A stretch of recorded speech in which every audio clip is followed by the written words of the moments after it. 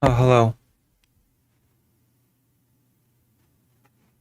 Oh, hello. General Kenobi, etc. Oh, hello. General hello. Kenobi, etc. Hello, hello. We're gonna go ahead and. Oh my god, what's wrong with my mouse? Ahead and. Gonna do a little bit of a stream. We're gonna. Small echo? Oh. Gonna do a little bit of a. There you go. I fixed it. Thank you. If nobody watched, nobody were to be watching, then I would not be able to catch the echo. Thank you. Anybody on the site page? No.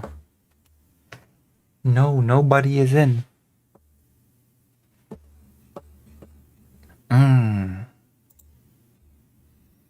A little bird told me that Ethan Klein is having a new guest tonight. And that little bird was Philip August, I guess. I'm at work, but a pretty chill night. Oh, well, technically speaking, I'm at work. Although I also have to start working on some work in Ukraine. But I have to gather finance to go there. But I've been ping-ponged around by the press secretaries. Oh, I stopped working with the organization. Contact this press secretary. Okay, hello. Oh no, I'm on sick leave, so contact that press secretary. Oh, okay. Like a particular class cult or hatred towards particular people. No, these are universal parts of the human condition. This is just how people have always thought, and some people sort of gravitate to the left side of their brain, some people gravitate to the right side. Jungs. Lav is back. Wow. Incredible.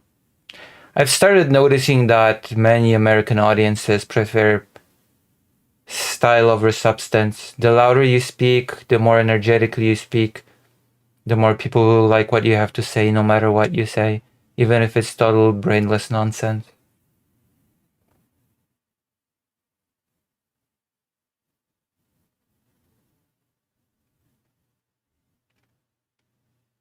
And that is highly, especially when I keep being bombarded with the Charlie Kirk debate crap. Or even worse, when it's someone like Andrew Wilson.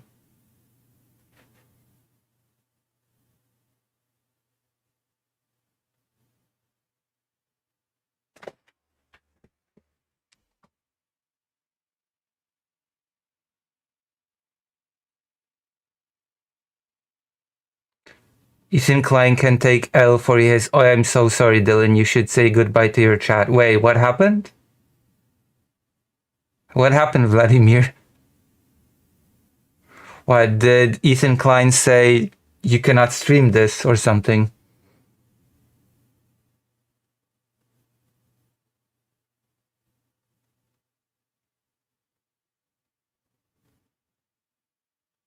Yeah, that's true of all people, unfortunately. I guess. What happened? What happened with the Vladimir? Spill the tea. I take it you were one of the chat and you were wow. Yes. Dylan Burns is going on a podcast.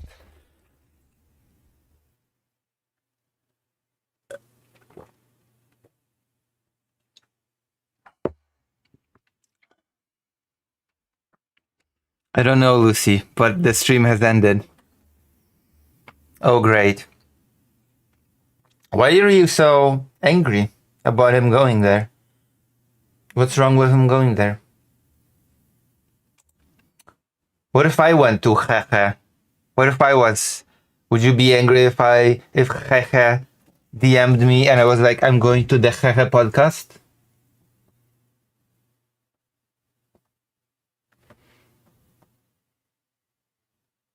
So he was mad at Hassan for some doxing stuff? Yes, Hassan doxed him. Hassan doxed him and also pretended not to know who he was.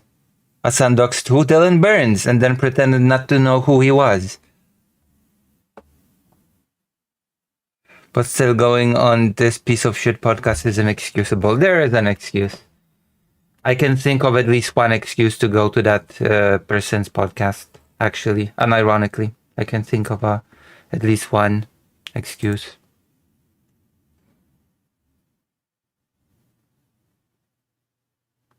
Isn't that right, fake Alec Kyle Parker?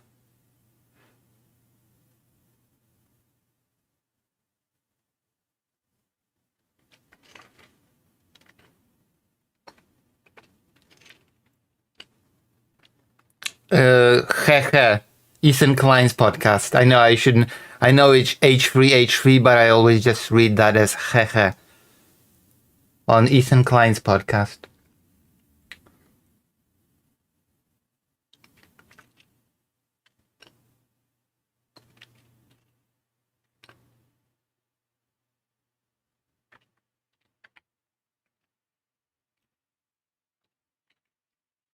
You know what I mean?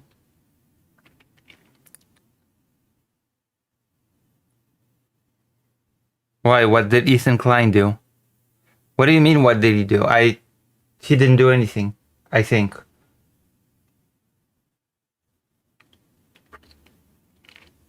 Why what? People are angry that Dylan Burns is going on Ethan Klein's show.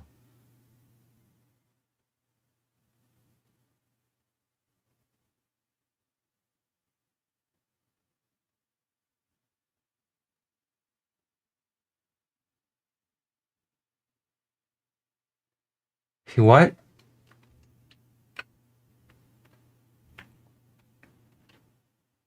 Ethan Klein has no Jewish solidarity, that's why he will never invite me.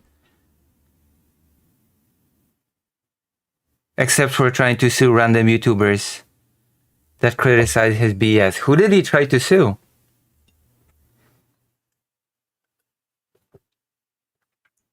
What random YouTubers did he try to sue? That is strange.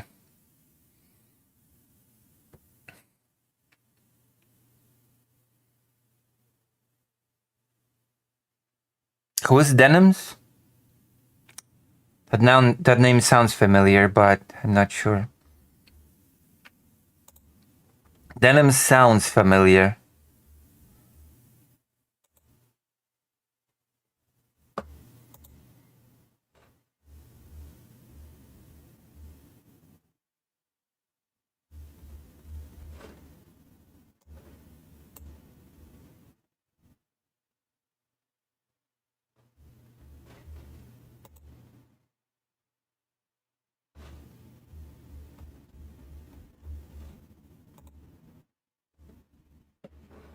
Yeah.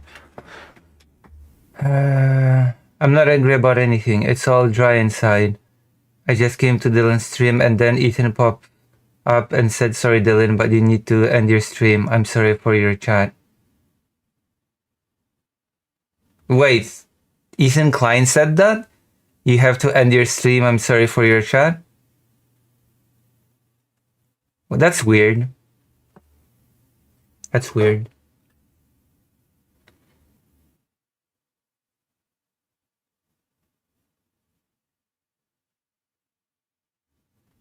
I wonder why. That is so weird. That is strange. That is just strange, in my opinion.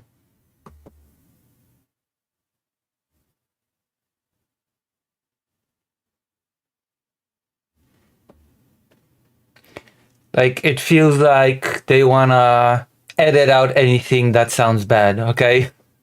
If they're like, oh, we're not doing this live, then it sounds like they're trying to like Ethan wants to edit out anything bad that comes out during the conversation. Does that make sense?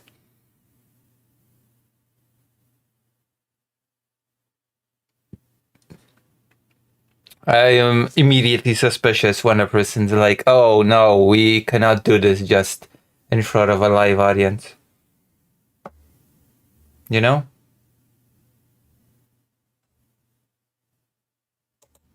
Is not like the moment you someone takes an abortion pill, well, that's the equivalent of first-degree murder. Like, we're sticking to it. We have I would considered an autistic. To derive some sort of benefit from, then they are, by and large, going to pursue those And we interests. do it to each other to portray each other rather poorly. That's stupid. That's really stupid. Bad and Panada literally thought that, it's okay what Israel's doing because Israel's really small and weak, so they'll just get beaten by Ethan has a button that turns off the stream for a while in case he says some insane shit. Wait, what? some other country. It's like, who's going to do this? First of all, they're not. Secondly, who's going to do this? They just bombed Qatar. Like, who's doing this? What planet are you on? This is who is saying this. Look at him. He's a yuppie in Argentina because American dollars go farther. And have actually managed to... What has Ben Empanada done now? What has Ben Empanada done? Also Israel has bombed Qatar. Maybe that's why the stream is on Ethan Klein's part. Maybe they would be discussing... Hello, Greater Rain. Maybe they'll be discussing the bombing of Qatar, and maybe Ethan Klein would not be liking what he would hear. Why the dots, Greater Rain? Why the dots?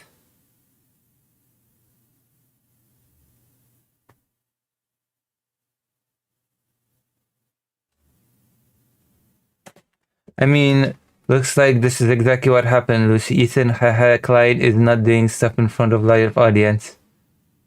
I mean, yeah. Ben Empanada, he's an actual psychopath. I know, he made a video about me.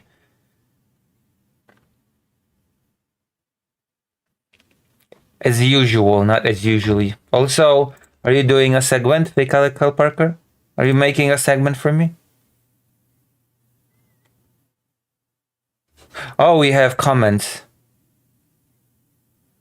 I think. Hold on. Oh no, never mind. It's your comment and me answering to your comment. Ben Empanada has made a video about me. Yes, I have. Yes, I have given you timestamps. What do you mean? Yes, I have. At least for one segment. I need to give you more, but I have given you timestamps for at least one segment.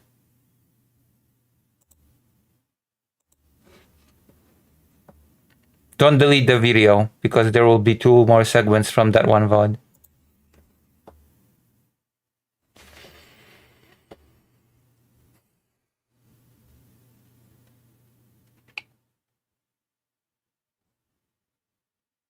Hassan is going to jail for doxing. Fast fact. What?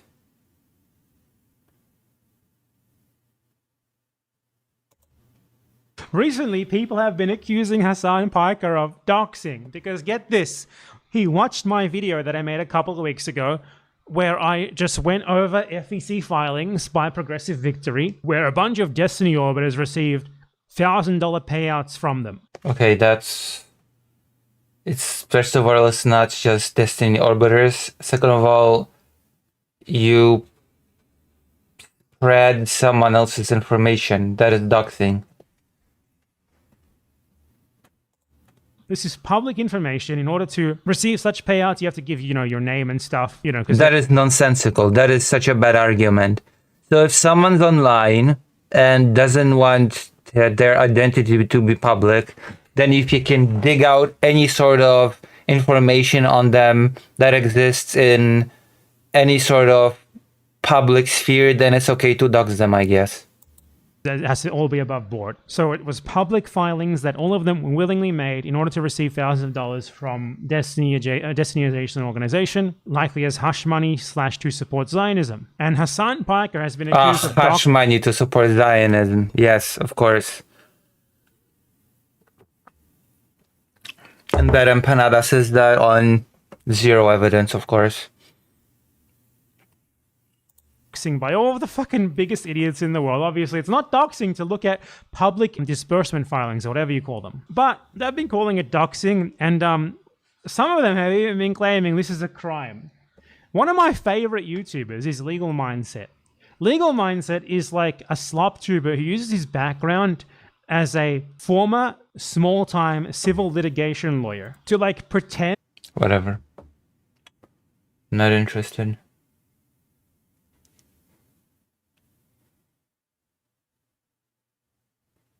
You can just dig up any sort of public information about anyone, and by that logic, doxing is not even a thing, because you can always find some. If you can see someone's face, then you can always dig up someone's public information one way or the other, depending on how hard you look, okay? So by that logic, there is no such thing as doxing.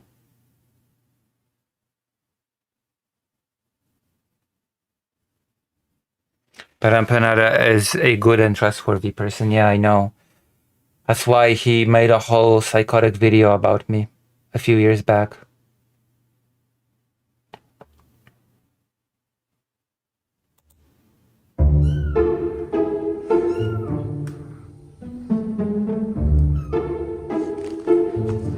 Aww. Bushu. Look at that. It's a bushek. But he is short-haired and Fido is long-haired. Oh my goodness.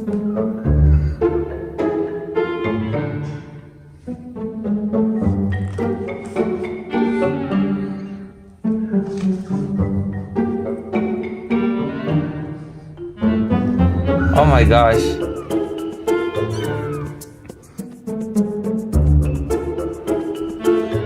Trying to get away.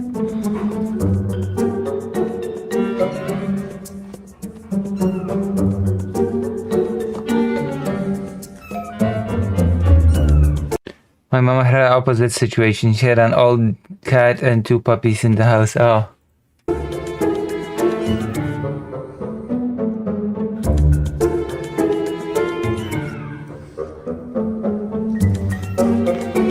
I don't think the dog is old.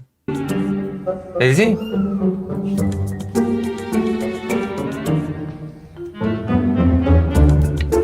I cannot tell actually if he is old or not.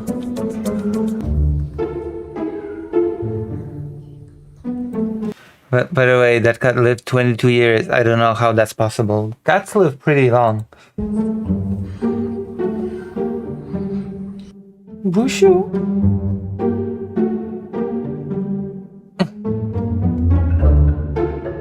He's trying to get away. Oh, that's enough. I just stole this person's content.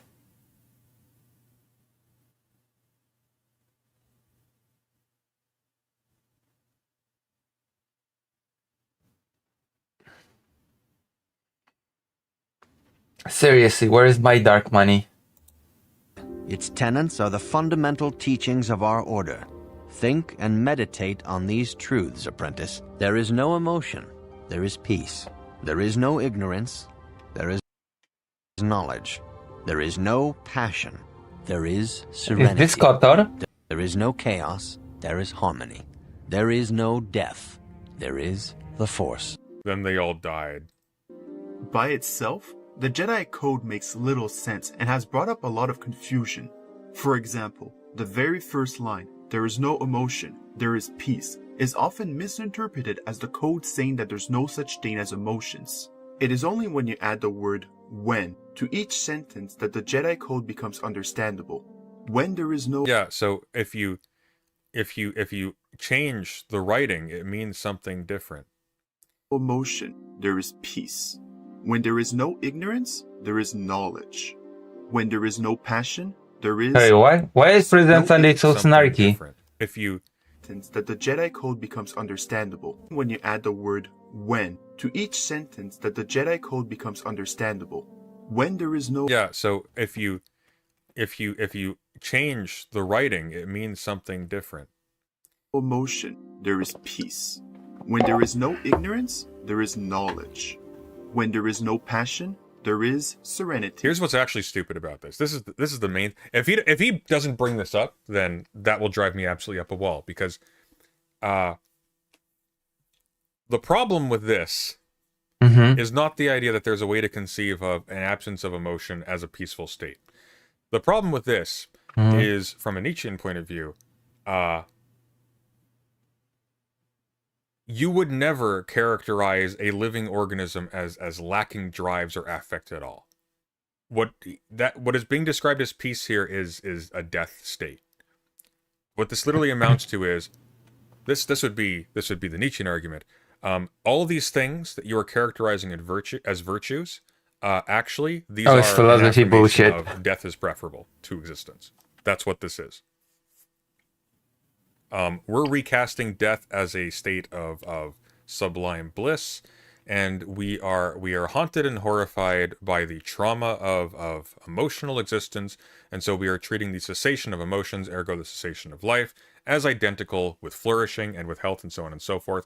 Therefore, we have nihilistically decided that the cessation of everything that is valuable about life is actually the goal of life or the goal of us or whatever you want.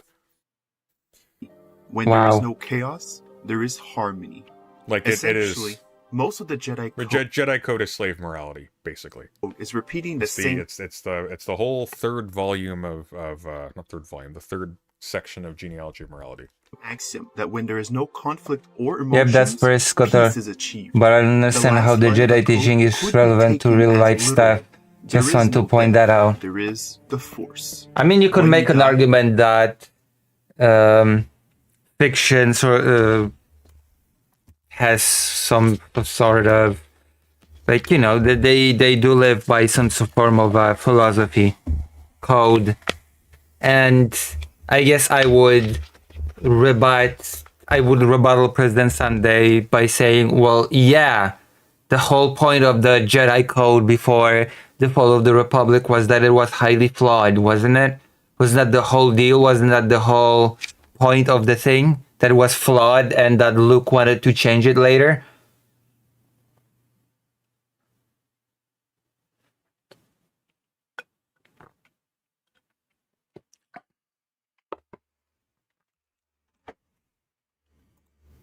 You become one with So that, like, what is the...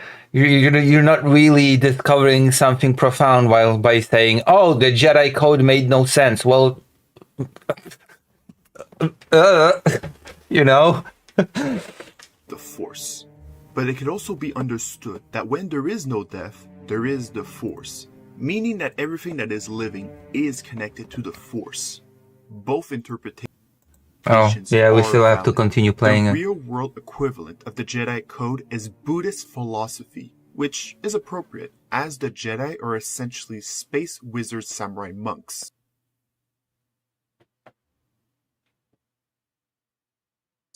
The Force, itself a living energy found in all things that That's what samurai are famous for, by the way. Being unemotional and peaceful. That's what samurai are known for historically. binds the universe together is similarly shared in Buddhist philosophy, called prana. It's also commonly known I mean, kind of, sort of, yeah, the Republic was fragile and kind of afloat. as chi energy and other different names. By being at peace, you can become in tune with life and the universe. Meditation is a key aspect of Buddhism that is often used by the Jedi to center themselves and remain calm. Buddhism has myriads of teachings and schools of thoughts, but the It's more of a religion, not wizards and ninjas. core shared belief is that all suffering is caused by desires, I find your lack of faith disturbing. which creates conflict. Much like the Jedi, Buddhism preaches tranquility, Booty, peace, and only using Buddhism. your strength. I'm for sorry, that was a self-defense. bad joke. In contrast, the Sith never had much in terms of philosophy in any of the movies. The Emperor was evil for the sake of evil, and Vader was nothing more than a broken man in a shell. It is only in the first Knights of the Old Republic game that the Sith were given a proper ideological foundation that went beyond the simple grapples of being evil. The simple grapples of being evil. On Korriban, the Sith Code is introduced as an alternative to the Jedi Code. Peace is a lie. There is only passion. Through passion, I gain strength. Through strength, I gain power. Through power, I gain victory. Through victory, my chains are broken. The Force shall free me. Wow. I wonder if President Sunday is gonna praise the Sith Code.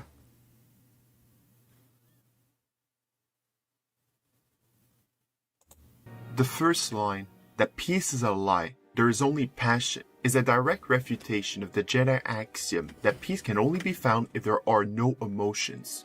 And in turn, it becomes the axiom of the Sith.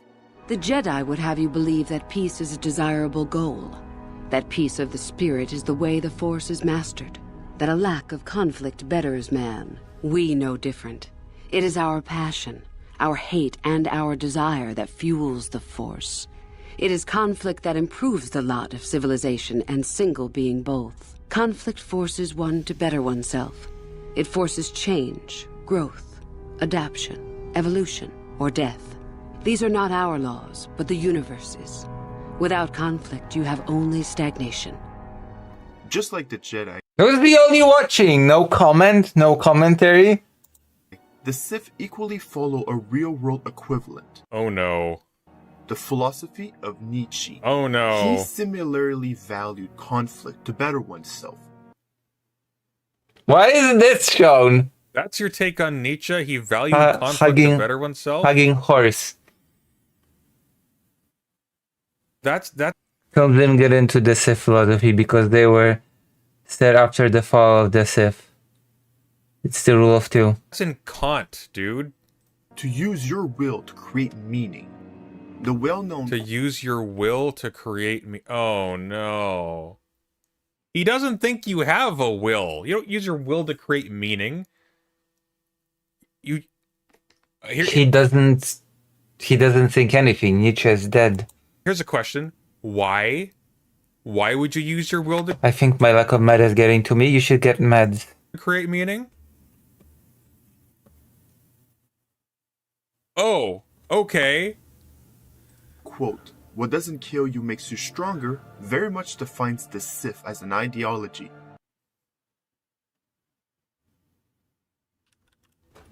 What is he doing? What are you doing, President Sunday? Why are you so angry?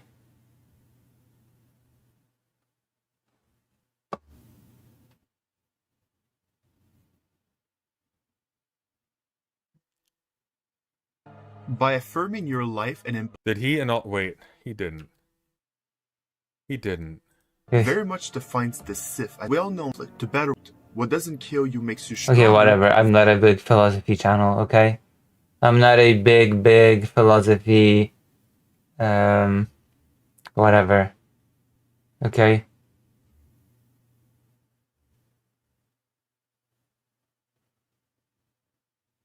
Everybody's playing Metal Gear all of a sudden.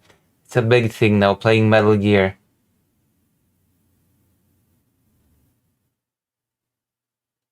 I've won in Factorio.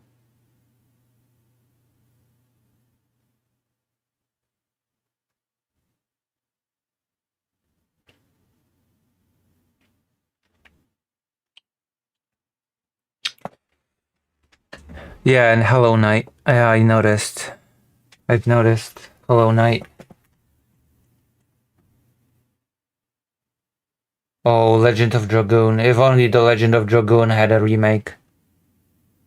I'm personally playing The Witcher 3. That one time I tried playing The Witcher 3 on stream, a whole bunch of Polish people came into the chat and started telling me to cut my hair and that I've got an ugly face.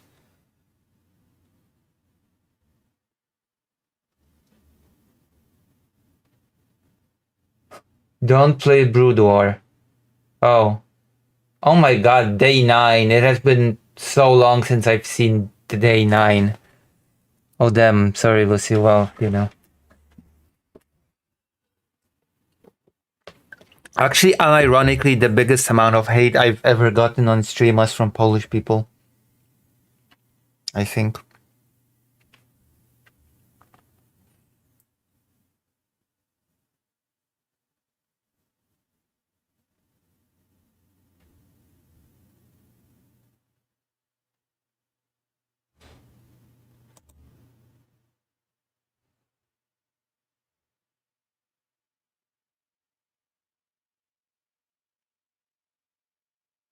So yeah. Oh, this is interesting. I want to watch this. Welcome to another Zeteo Breaking News Town Hall. I'm Mehdi Hassan, and we are talking about the big Mehdi Hassan is Nice. So we're gonna. I am going to talk about Qatar being attacked by Israel. So, you know, I'm hearing some transphobic shit like every week, and I'm not even trans. Not directed at me, but still, yeah. Poland is pretty anti-LGBT. Oh yeah, I've got some good news. My neighbor, it turns out that my neighbor next door, I was very hesitant to take Fido to a trainer because I kept telling myself, oh my god, I don't want to go far. I don't want to travel. I don't want to have to take him to some faraway place for training. And now it turns out that a professional dog trainer is my neighbor across the road, just across the street.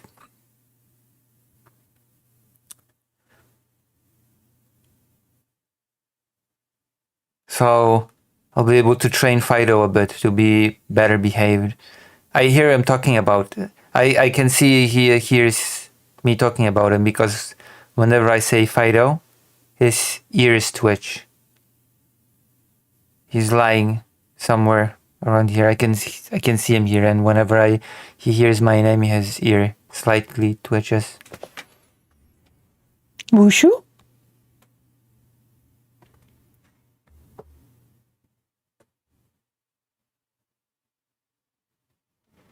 Like, can I say I'm a woman and change in the women's locker room?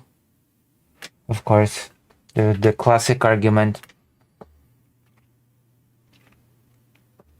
You should ask them, are you gonna take hormones to do that?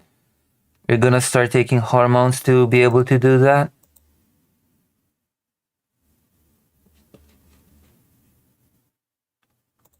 You're gonna go on estrogen to do that?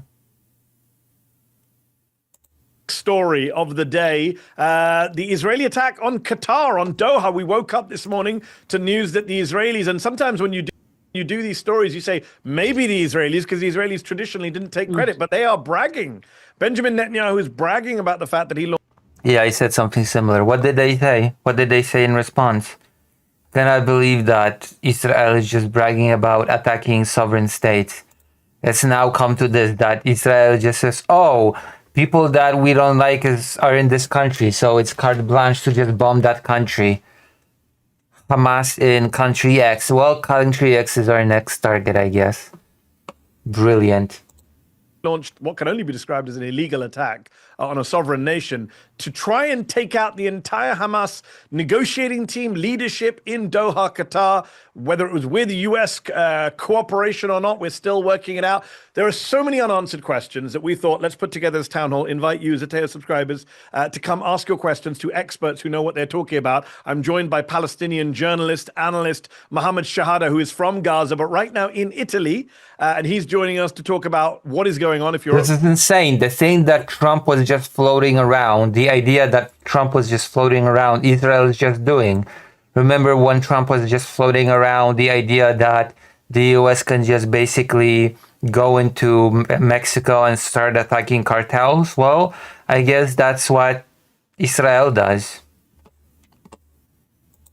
Follow him on Twitter. Just country X has people that we want dead. We just attack country X. He always has very useful insights. We appreciate, Mohammed, you rejoining us on a Zateo Town Hall. And somebody who's not in Italy, but is Palestinian Italian, is Rula Jibril, who's sitting in front of her best-selling Italian book, Genocidio. You can see it there behind her. Get your copy. Rula is a Zateo contributor, an author, an academic, an analyst. Thank you both for joining me. I'm just going to jump right in. What was your initial reaction, Mohammed, when you saw that strike this morning? The Israelis have been complaining about Hamas being in Qatar for ages. Did you think they were actually ever going to hit them? Well, thanks so much, Mehdi, for having me. Until this afternoon, I thought it was completely unthinkable. I mean, not really. To be quite honest, the precedent has been set at this point. It has not really been unthinkable, considering that one by one, Israel has just been attacking any country nearby on any pretense because of security, because it's a matter of existential survival. It's a matter of survival, and all those things are an existential threat to Israel, so they had to bomb this country, that country, other country, and it's all a necessity. So Qatar is just another country on a long list at this point, to be quite honest with you. It's not unthinkable in the slightest. You just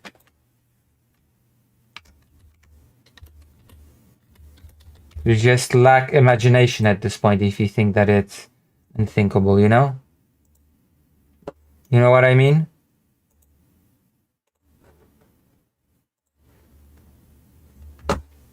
For Israel to even consider attacking Doha, for the precise reason that it is Netanyahu, it is the Israelis and the Americans that asked Qatar to host Hamas in the first place. Yep. You might No, actually, Israel is bragging about killing Hamas leadership, but it's unconfirmed yet.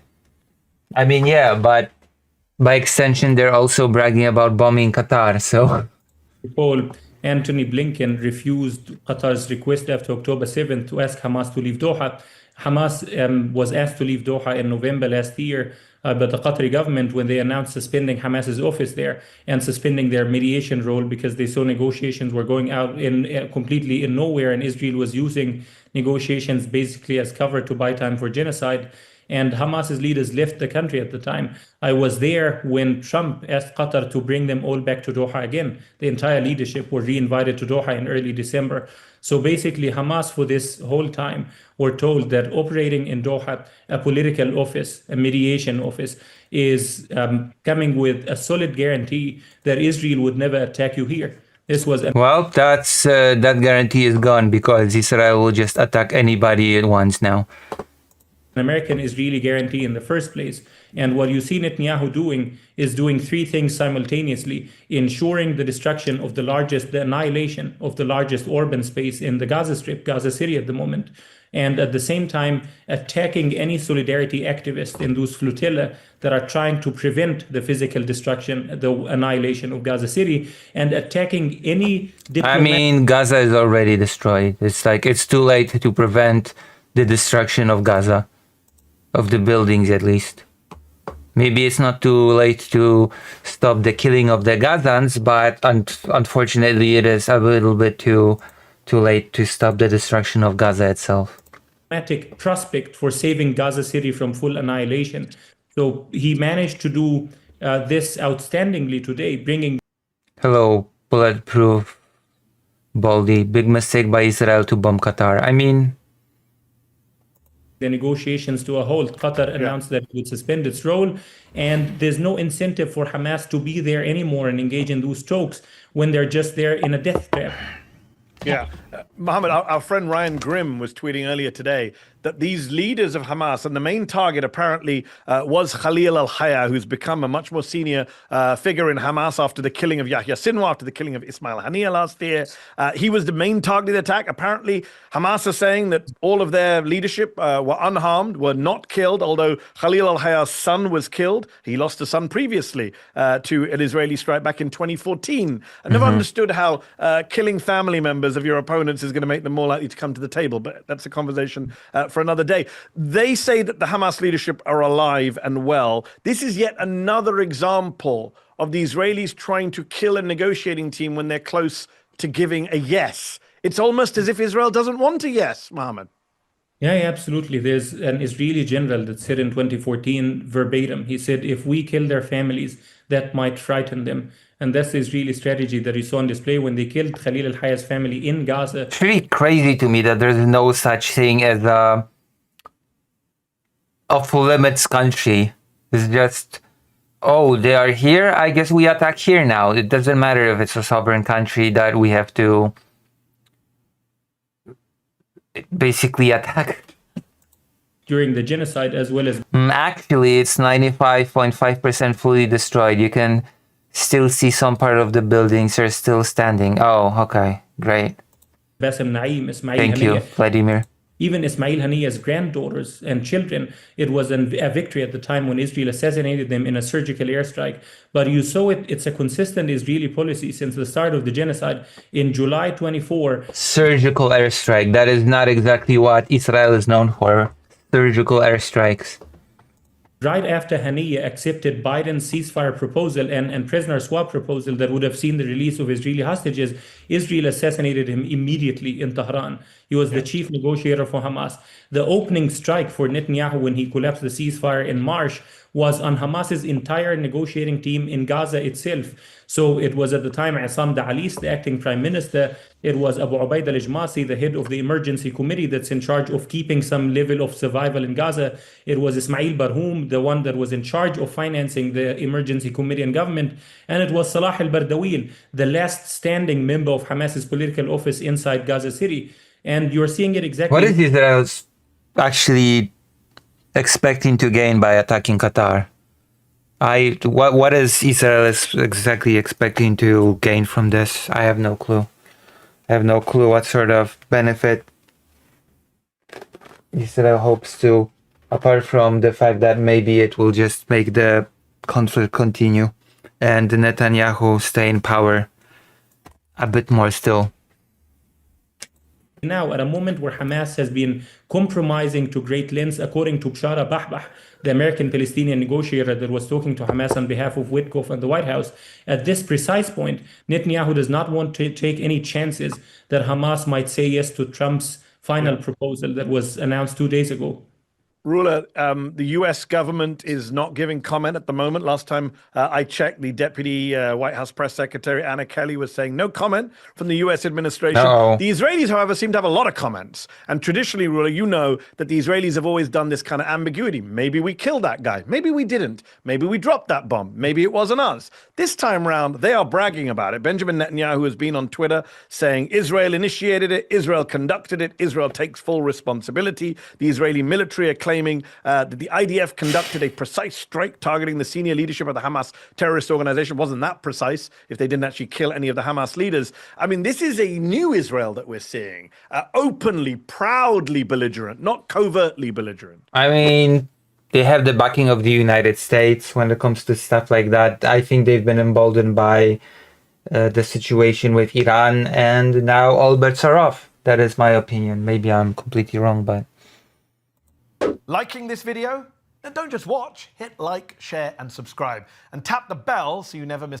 was elected and took office, they've been clear about their genocidal intent, their ethnic cleansing agenda. They never hid it, Mahdi. They speak in Hebrew things that nobody translate. And then when you listen to them in Hebrew and when you listen to them in English, these are two different stories. One cater for a Western audience and one cater for the Israeli public. And I think it's very important to understand that the assassination attempt comes after they bombed 8 countries in the last month. Syria, Iran, Lebanon, Tunis. Last night they bombed Tunis. Then they bombed Yemen and they bombed Gaza and they continue bombing left and right. I wasn't surprised. The West Bank, Syria, The West Bank, Syria, etc. I wasn't surprised because it's clear with this rolled Yeah, up. I'm not surprised as well. It's becoming a pattern, actually. Like, there's no surprise on my end. Why should I be surprised that Israel is bombing yet another country? What's different about Qatar from the other countries that Israel has been bombing thus far? Government, they're not going to stop. They're not trying to influence the Hamas agreed to every term. They've been agreeing for a while, going out of their way, as Muhammad said, to accept every term. Yet Israel was never interested in the negotiation. And I don't believe that that Trump didn't in any way know about it. I truly don't believe that I think there's this dance and this relationship, because remember when Soleimani, and I want to just remind everybody, when Soleimani was assassinated in Iraq in the first Iranian term, general.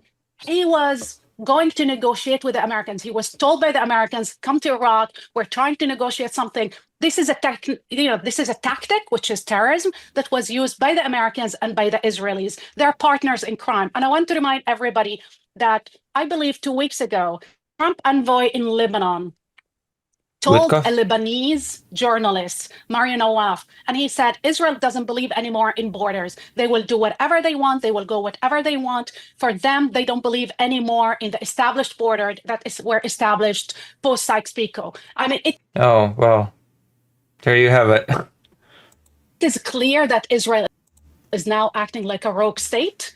It is clear that they are committing terrorism, and we need to call it terrorism. Whether the Badger attack in Lebanon, this attack in Lebanon, this attack in Qatar, the attack in Iran, the attack in Yemen, and the main question today: what are Europeans are going to do about it? Because we know that this is a byproduct of. I can already answer that question. Not much. It's not really complicated. Maybe condemnation, maybe some stern words, but Europe is not going to actually do much. Europe doesn't do much, actually, when it comes to these things. Israel is a nuclear state itself, even if it keeps an ambiguity about having or not having nukes. Plus, it's an ally to the United States, so Europe is not going to do anything. Maybe I'm incorrect, maybe I'm wrong, but that is my prediction. That is my prediction is the right word. Europe is not going to do much about this. The total impunity that Israel was granted for the last 50 plus years. I mean, rogue state is a good word, because I can't imagine what we would describe any other country in the Middle East that wasn't Israel, that had bombed not one, not two, not three, not four, not five, not six, 7 countries and areas around the region. Incub says, I feel like Israel is being bolder since a bunch of countries announced that they will recognize Palestine at the UN. Yeah.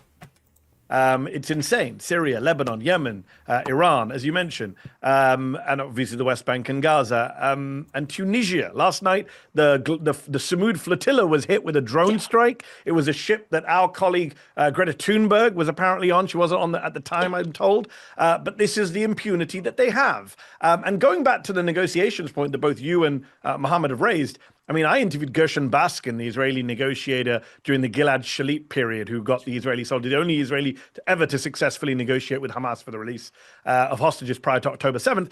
He told me when I interviewed him last year, he reminded me of Ahmed Jabari, Mohammed, in 2012, Yes. who was the Hamas commander who was about to sign a permanent truce with Israel. He had been given a truce and he had signed off on it. And they assassinated him then in 2012. And last year, of course, earlier this year, of course, when Israel bombed Iran, they targeted Ali Shamkhani, who was the lead nuclear negotiator, who had just gone on NBC News and said, I'm up for a deal with the United States. We're ready to sign a deal with Trump to do a nuclear deal again. And Israel targeted him, thought they'd killed him, but actually he's still alive.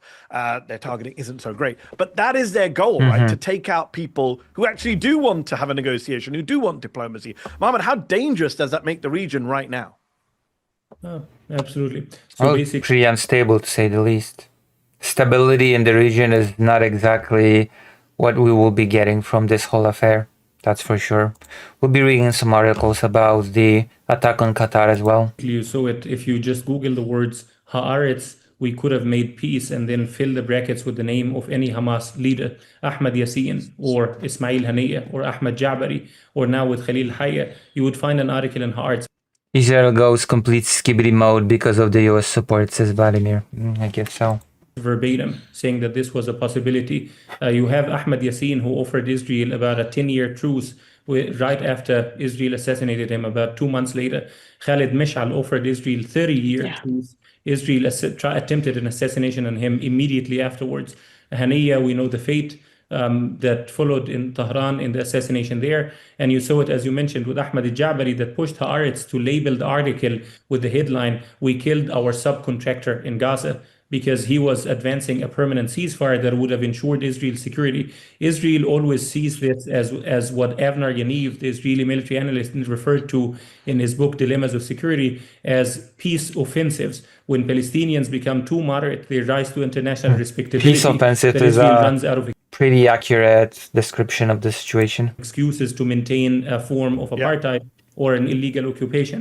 So that's what you're seeing right now. But the danger of it is that every other country around the world is watching. And the message that Israel is sending, if you don't arm yourself to the teeth and stand for yourself and bully Israel and other countries in return, you wouldn't get so far.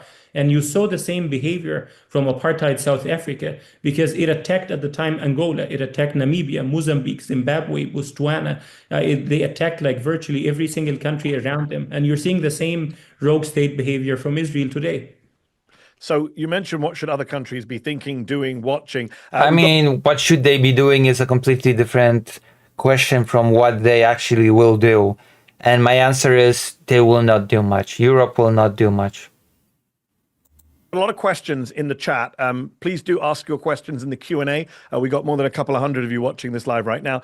Please do stick your question. We'll try and get through as many as we can. Can't ask them all, but let's try and ask some to our expert guests. Vichy Beta Pudi asks Ruler, what do we think the Gulf states are thinking now? Hard to imagine this isn't a turning point for them. It should be a turning point for them. Israel is trashing, the most rudimentary norms of international law, any norm. And I think the Gulf state that tried to appease Trump administration, I mean, for God's sake, the Qataris give him, a plane. The biggest military base. Do they get the plane back, or how does it work? Is there a return on that?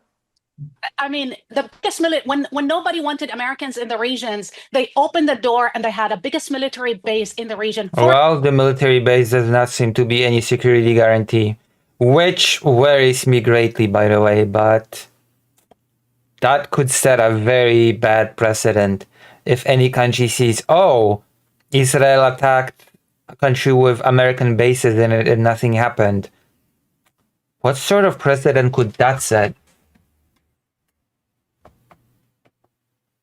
Rez says, exactly, like, Europe ain't gonna do nothing but support the US in whatever it does, basically. Basically, in this case, yeah. I don't think Europe is going to do anything. Maybe Europe will condemn this attack on Qatar, but apart from condemnation, nothing of note will happen. For Americans, with 100,000 basically soldiers there, nobody in the region. I don't have any delusions of Europe suddenly. What exactly is Europe going to do? Europe actually does not have much means to do anything. Will it sanction Israel? Cut off support, weapons delivery? As far as I know, the main deliverer of Israeli weapons is the US still. So what exactly can Europe do to begin with? Do you think Russia would try something in the Baltic? It might. There's a lot of talk about Russia trying something in the Baltic.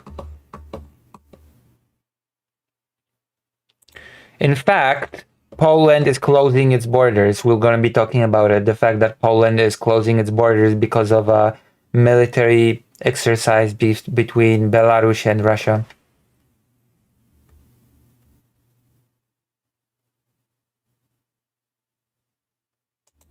Especially after the invasions, the first Iraq. Nobody in the region wanted that. But the one thing that I think it needs to be clear, not only for the GCC, the Qataris, the Gulf, etc., you cannot appease Israel. You cannot negotiate with them. You cannot appease the Americans. You cannot even pour billions of dollars and think you're safe, not even if you buy weapons with them. And I just want to point out, unlike many others, the Gulf state understand the impact of these kind of policies. They remember the Iraq war and the Iraq invasion. They also remember President Obama, who said ISIS is a direct outgrowth of Al-Qaeda in Iraq that grew out of our invasion, which is the American invasion. That's why you need to think before you shoot.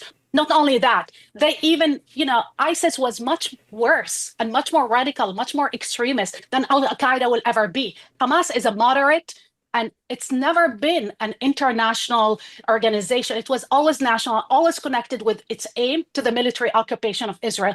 I don't know, to be honest. Rula, just to clarify, when you say moderate, you mean, some of the stuff they've done is not moderate. Let's be clear. What I mean, you mean relatively, it's not a Salafi jihadist group in the same way as ISIS, Boko Haram, Al-Qaeda, which is what the Israelis have always wanted everyone to believe. Their goals are more local, they are more national, they are interested in the Palestine issue. They're not interested in a global caliphate. I am comparing. I think that the wording that Hamas is a moderate organization is very... I think this is not the best wording, just to put it mildly. Them to ISIS. I'm comparing them to other jihadist groups. Hamas was never interested in international jihad or transnational jihad, whatever we want to call it. But Israel is interested in that. Israel is now radicalizing and use its policies. 100%. Genocidal policy in Gaza is creating so much desperation, so much hopelessness, so much hate. And I don't know, we will have terrorist attack. That's for sure. It's the question of when. Well, there was But one, then unfortunately, Israelis will tragically, say, this week in Jerusalem. There was an attack this week in Exactly. Jerusalem, which is but this is only predicted the and predictable, beginning, as tragic as it is. because they're radicalizing an entire generation. But then they'll turn around and say, you see, it's not us, it's not our policy producing this. This is a clash of civilization. This is us versus. That is true. That is the language that is being used. Plus, we are fighting a war of survival because everybody wants to destroy us, and Israel is fighting for its survival. Never again. This is a civilization of evil and death. And nobody will remember, because mainstream media is not addressing the fact that Israel genocidal policy is creating extremism and is 100%. creating terrorism. And if we think that any terrorist is a legitimate military target, then Ben Gvir is a legitimate military target because he's a convicted terrorist. He's an Israeli. This logic goes nowhere. We need to It's a very address dangerous. the underlying It's a very causes. dangerous road for the Israelis to go down. The precedents that they've Yes. set over the last 2 years, I think they're going to haunt us for decades to come. And I Absolutely. think the Israelis will haunt Israel in many ways. Cassie Ahmed asks, Mohammed, is it true that Qatar knew about the attack prior to Incoop says, to be honest, I would not be surprised if I heard that Israel used biological warfare in Gaza now. it happening? What reason would they have to allow this? I mean, we were told at the time when the Iranians, of course, Yeah. rained rockets down upon Doha earlier this year, that was all done in coordination with the Americans and with the Qataris. The base was emptied. No one was hurt. Could that be the case again this time, do you think? Well, I think if Qatar, the idea that Qatar would have any sort of foreknowledge about an Israeli attack on it is completely moronic, because Qatar's entire brand is that it is an area that would never be bombed. It's an area that would never Vladimir says, I'm very sad for Israel and what it is doing with itself. be attacked by Israel. That's an absolute red line, because Qatar is a key US ally. And basically, the entire Qatari brand is around mediation. It's even written in their constitution. So it would be a suicide, a political suicide for their image internationally, for anyone to try to visit Qatar from now on and expect that they would survive. They would be walking into a death trap. So I don't think they had any knowledge about it. But the US had for sure. It's a question about how much time was the US given before the attack to deliberate whether it's a good idea or not. We know from experience that when Israel assassinated Ismail Haniyeh in Tehran, they informed the US right before the attack. Yoav Gallant, he admitted later on, the Israeli defense minister, that he told his American counterpart right before the attack, in order to prevent any room for the US to thwart or undermine this assault on Tehran or another country unprovoked. And you're seeing the same scenario here. It's just fascinating and weird and depressing for Qataris, I'm sure. They're the only country, I think, in the world to have ever been bombed by both Iran and Israel in the same year. Bizarre. Very bizarre. That is true. That is true. My God, I haven't even thought of that. That is such a bizarre twist. Yeah. I'm going to be right back. That is actually... Wow. I actually went to Qatar once. When I was going to Vietnam, I stopped in Qatar for a little bit. I'll be right back. Also, consider joining lucyhaza.org/live as always, and please consider subscribing or donating, because I'm gathering funds to go to Ukraine and continue my journalist work. I guess I can call myself that now, since I've started an actual cooperation with a publication that will print my article. I can call myself the journo now. Be right back. Lucy has said that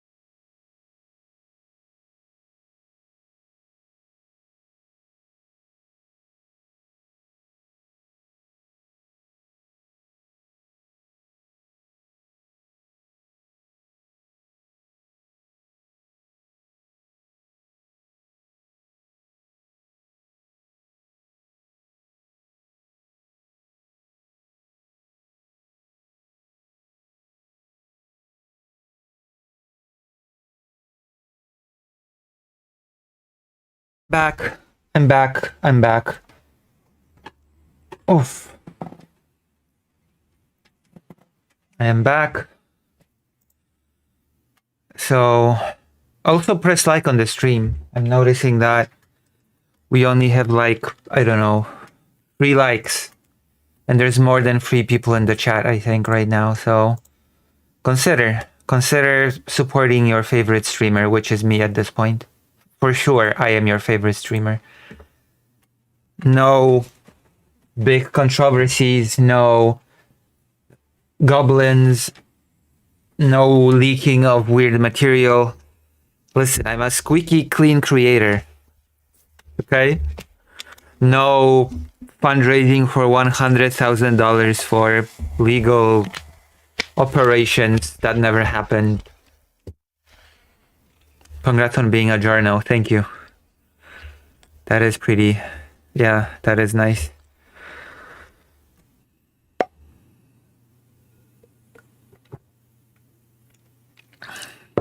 I am now one of the journalists in the streaming space. All right, let's continue. I guess that's what happens when you are negotiating in the middle of things. Mohammed, one follow-up, though, and I want to bring in an audience question. The ruler mentioned Saudi Arabia and the UAE and the other Gulf countries and what lessons they take. There are some people arguing that this couldn't have happened without the UAE and Saudi sign-off. They've always had it in Qatar. Do you buy that? I mean, there was a famous blockade. They had a big falling out. Then they all reconciled.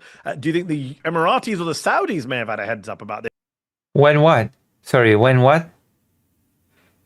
Oh, in the newest issue, because it's the magazine comes out every 3 months, so I think the issue that they're putting together right now will have my article. Hopefully, I will be able to get a hold on a copy. Hopefully, I'll get a copy with my article printed, and of course, I'll be getting paid for the article. That's a given. So I'll be making some money as well. Which solidifies me as a journo. Getting paid for the actual...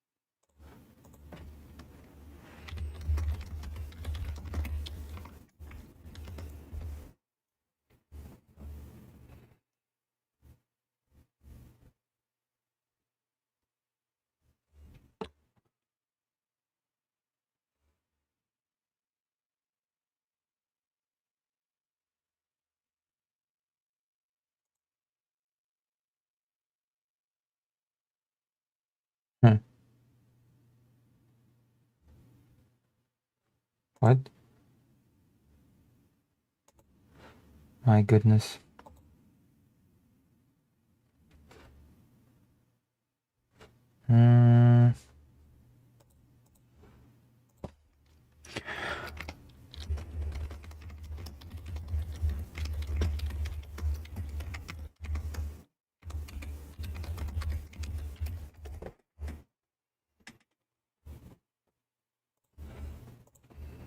Or are they furious today? Well, there are still some rivalries and disagreements and tensions between Qatar and the Emirates in particular, and between Qatar and Bahrain, less so with Saudi Arabia. There's been a process of reestablishing relations to a solid level. But the idea that a GCC member country would allow an attack on a single GCC member country undermines the whole GCC idea, the Gulf Cooperation Council, because the Emirates, as well as Saudi Arabia and Bahrain and Vladimir says Trump condemns Israeli strikes and then praises It's incredible stuff. I mean, with Trump, you cannot trust anything he says. Okay, he just changes his mind from moment to moment. He is a very finicky guy. We all know that. We are seeing what is happening with Ukraine, okay? It's not exactly a shock that Trump would praise something one moment and then condemn it the next. That is the least shocking thing of all. Qatar, they're all doing the exact same thing. And another least shocking thing is that the world under Trump is getting far less stable than it was. No new wars, no new conflicts under Trump. If I was the president, none of this would have happened. Well, unfortunately, the world is actually getting less and less stable under Donald J. Trump. So kind of the opposite of what he preached. It's gonna be the Nobel Prize winner. Hubs for regional and international diplomacy, mediation, etc. So if one of them is attacked and that taboo, that red line is gone, that means every single one of them is prone to attacks as well. Good point. Ruler Mira Al-Rabi, sorry if I'm mispronouncing your name, says, if for nothing else, shouldn't this latest terrorist attack warrant the end of the Abraham Accords?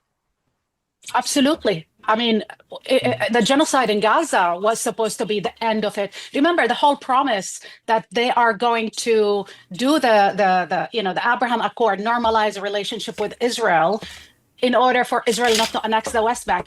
That never happened. That promise really never materialized. Actually, it emboldened Israel to annex more land, to steal more land, to kick out more Palestinians. Before October 7, nobody remember, but way before October 7, Israeli cabinet ministers were bragging openly about annexing territories, were bragging openly about kicking out Palestinians, not only from Gaza, but from the West Bank, from East Jerusalem, where my family lives.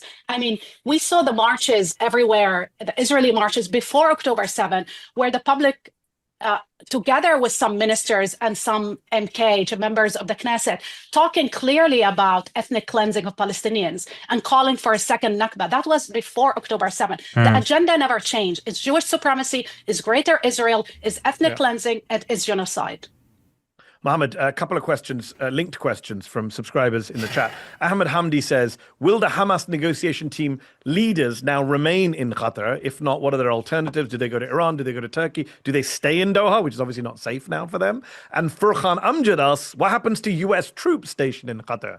Are they there? Are they there for the long run? What do you think? Yeah, absolutely. So now, number one, with the second question, that's a very important one. The US just sent a message to its key allies all around the world that nothing is going to protect you, no matter how much US weaponry you buy or how much you invest in US territory or US industries or how much American troops you put on your ground. That is a big one. The fact that people might get the idea that having US troops on your soil is no security guarantee is bad news. None of it will shield you from Israel. Israel is above and beyond anything, and it's bound by nothing. The second question about Hamas, you're basically, you saw American diplomats in Doha that would go there and walk on the street without any protection, without anyone around them. Like John Bolton, at some point, there was a picture of him on a street in Doha walking around and in the first Trump administration at the time when Qatar was under Emirati, Saudi siege and boycott. So that brand is now being shattered by Israel, which means it's basically like an existential threat to what the country stands for, what the entire GCC stands for. The last time there was a similar debacle was when Israel assassinated a major Hamas leader, Mahmoud al-Mabhouh, in the Emirates in 2010. Yeah. It became such a deep crisis between Abu Dhabi and Tel Aviv. It took an entire decade to solve it again with the Abraham Accords. Back then, the Emiratis managed to immediately identify the Israeli cell immediately and publicized it all over the media to scandalize what happened there. It was an absolute red line. As for Hamas, they have many other options. Qatar was the area that the US and Israel asked them to be at and asked Qatar to host them as an area where they can be reached and where they can reach the Israelis and the Americans through mediators and de-escalate or reach to an agreement or end wars or military assaults, Israeli military assaults on Gaza. But now what's the incentive to be there anymore? They have many other options. They have Turkey, they have Iran, they have North Korea, they have like Russia. they have Iraq, Russia, China. It's all over. And it's Well- basically Israel is driving those Hamas leaders away from where Israel should have them. Israel should have them in a place where they can talk to them when things get too far, when there's a time for a solution. But now they're going to disappear off the radar. It's Can so I add interesting. something, Mehdi? Yeah, please. There's a big scandal in Italy where Muhammad is because the Italian government, the Meloni neo-fascist government, is hosting 100 Israeli soldiers in Italy, 2 resorts actually in Italy, and they're protecting them. They have them walking around with the police protection. Nobody wants to see them. Nobody wants to serve them in restaurants. They stopped talking in Hebrew. This is the report coming out because they're terrified. They're scared. In a resort where they came out of Gaza, most of them, they talked about, oh, we want, to decompress from the genocide. They didn't use the word genocide, decompress after the Gaza war. But what's happening in European nations is fascinating, but also alarming. The level of hatred that people have, average European citizens, they have for Israeli soldiers. People don't talk in Hebrew anymore because they're terrified. Israel is putting at risk the life of Israelis and Jews alike. By their policies, it's putting a target on everybody that is traveling around the world.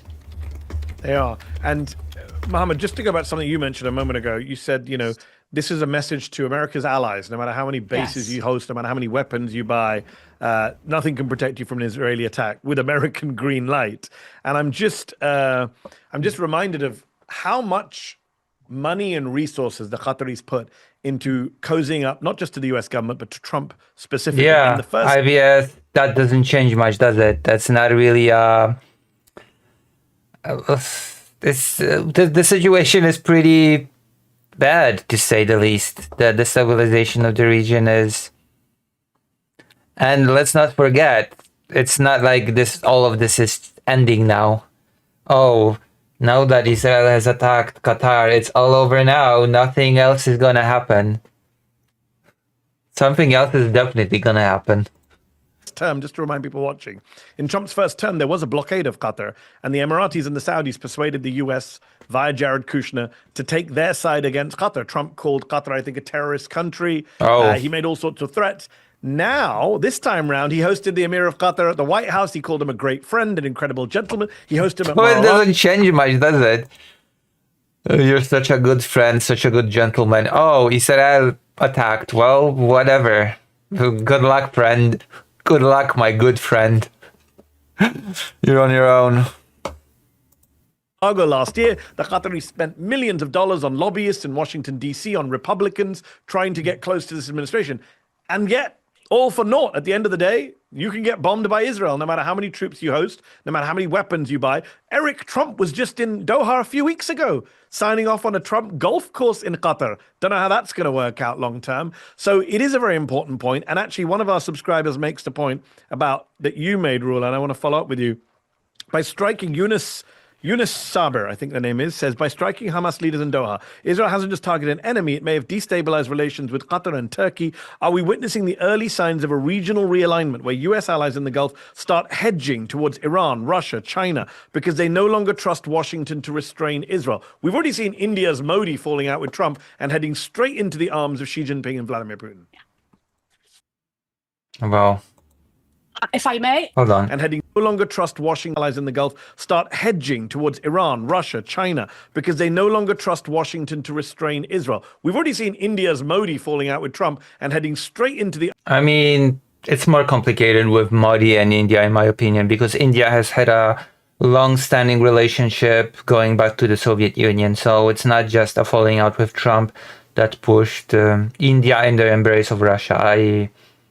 I'm not sure if I can buy that narrative, considering that India just had a long-standing good relationship with the Soviet Union and then with Russia when it comes to, well, weapons, when it comes to weapon trade.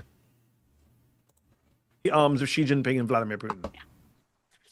if I may, yes, of course. I mean, who would not think rationally that after everything you've done to the Americans and for the Israelis, just a reminder, before October 7, a week before October 7, Yossi Cohen, the head of the Mossad, was in Qatar begging the Qataris to continue to finance Hamas. Hamas was always financed by the Qatari because the Americans and the Israelis asked them. They were begging them for a year to do that. As we speak now, Israel is financing Al-Qaeda and arming Al-Qaeda inside Gaza. This is crazy. This is crazy that Israel just points a target on a map and, okay, we bombed this country today. I mean, I know I'm simplifying, but it's sort of it's kind of changing into that, isn't it? Oh, what country will we bomb? What Hamas target will we attack today? What's in the agenda? You know, it's a bit strange. It's a bit of a weird one. In order to steal basically the aid and kill as many Palestinians. They're using them, they're arming them. These are the facts. So if I am sitting in Doha... I mean, at this point, more and more organizations are just signing off on what Israel is doing being genocide and crime against humanity and war crimes, all three. The big trio of things, right? Like, I think that it's becoming a little bit of a consensus among scholars and experts that Israel is committing all the big crimes. They've bombed Greta too. Yeah, I've heard about that. The ship that she was in. Today, I'll be thinking, you know what? At least... I've heard about it. You know, whatever we think of, you know, countries, Russia and China, they never abandon their allies. They never betrayed them. Look at That's bullshit. Oh, come on. Russia never abandoned its allies? You cannot say that. You cannot say that with a straight face. Oh, okay, that lady has lost me a bit. Really? Russia never abandons its allies? Okay, what happened with Syria then? What happened? I think Assad disagrees, okay? I think Assad disagrees that Russia never abandoned its allies. What else? I think a few places actually disagree with that statement, okay? At least a few countries that were not receiving Russia's aid because it was tied up in Ukraine. Vladimir says, okay, Lucy, let me set up a hypothetical. Will America start to sell its weapons to its enemies if allies are no longer the buyers? I mean, under Trump, everything's possible. Okay, under Trump, it's possible.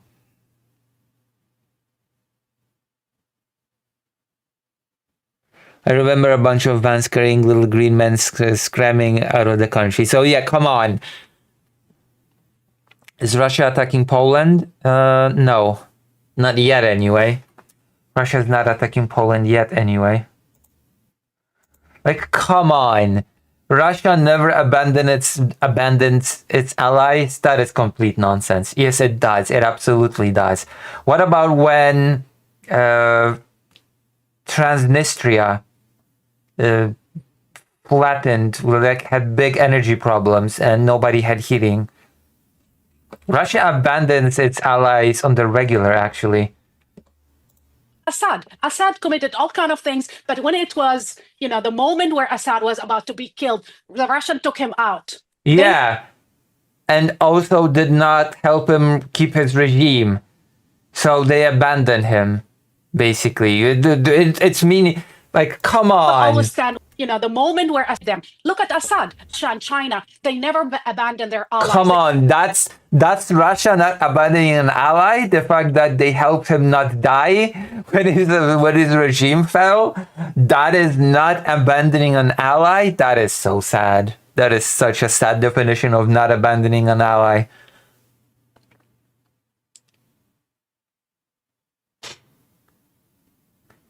I just heard from my mate right now. Apparently jets or something. I may be wrong, but damn. Jets what? What have you heard? I think you've heard wrong. Poland is closing the borders because there's a big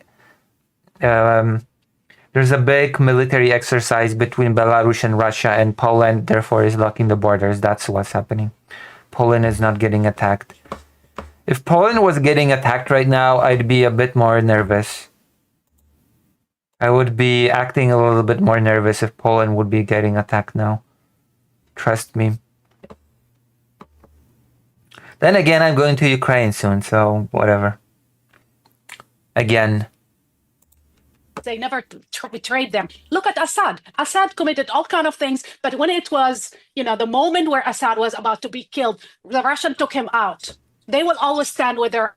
So the message very clear. America. That is such a bad example, claiming that Russia has stood with Syria. That is, oh my God! Just because they took out, that they evacuated Assad. Oh, whoop-de-doo! Congratulations. Well done.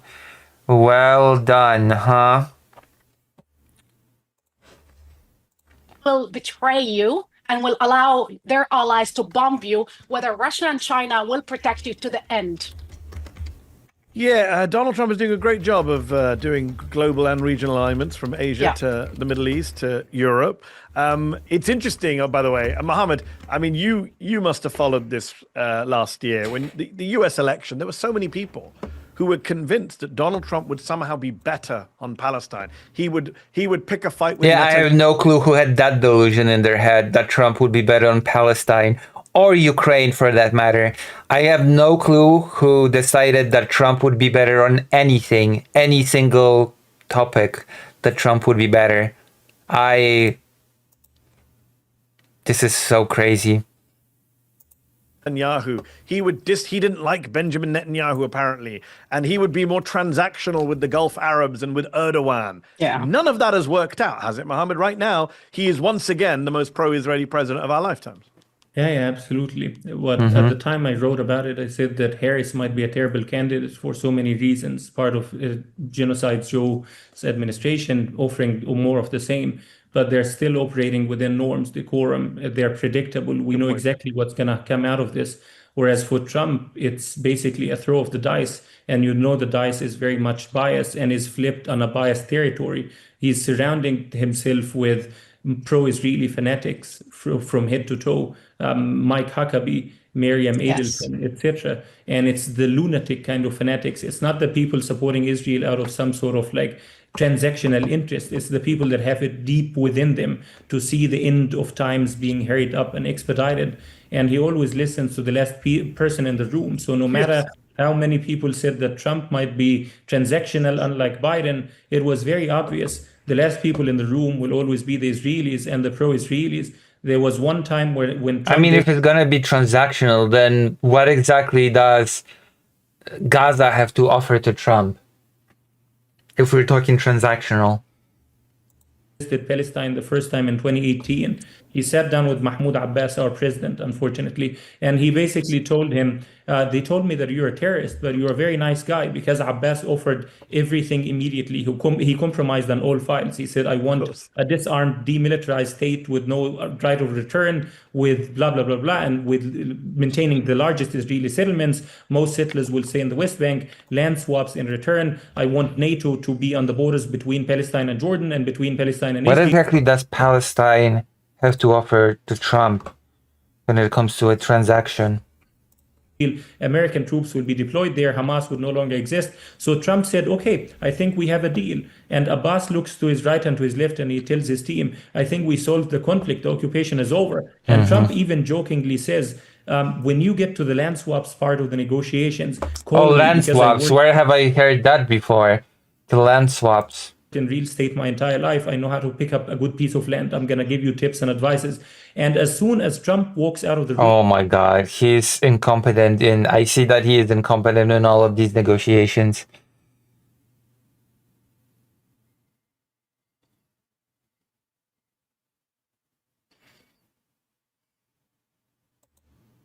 Jared Kushner runs back and pulls side. Vladimir says, Donald Trump is transactional. Damn, son. I feel like Putin and Netanyahu buy out all his crypto and now are literally owning his ass. True. They own his ass. At the time that you interviewed many times. And he basically tells him this. He says, forget everything POTUS just told you. You deal with me. You're not dealing with him anymore. And that's the end of it. That's the last time. And we know how close Jared Kushner and Netanyahu. I always like to remind people, when Jared Kushner was a kid, Benjamin Netanyahu used to stay in his family home with his dad. He used to sleep in Jared's bed, not with Jared in it. Jared slept in the basement, but they would share. The basement, that is what? Would stay together. That's how close he was. Family friend. So never forget that link between the Netanyahus and the Trumps. Ruler Christina Drondro says there have been discussions around the idea of moving the upcoming UN General Assembly, UNGA, to Geneva so the Palestinian representatives can participate. To go back to what Mohammed just said, breaking norms, the United States has now prevented the Palestinian delegation from attending UNGA, which goes against everything that they agreed to when they hosted the UN in New York. They're not allowed to ban foreign delegations unless there's a national security threat. Mahmoud Abbas is not a national security threat.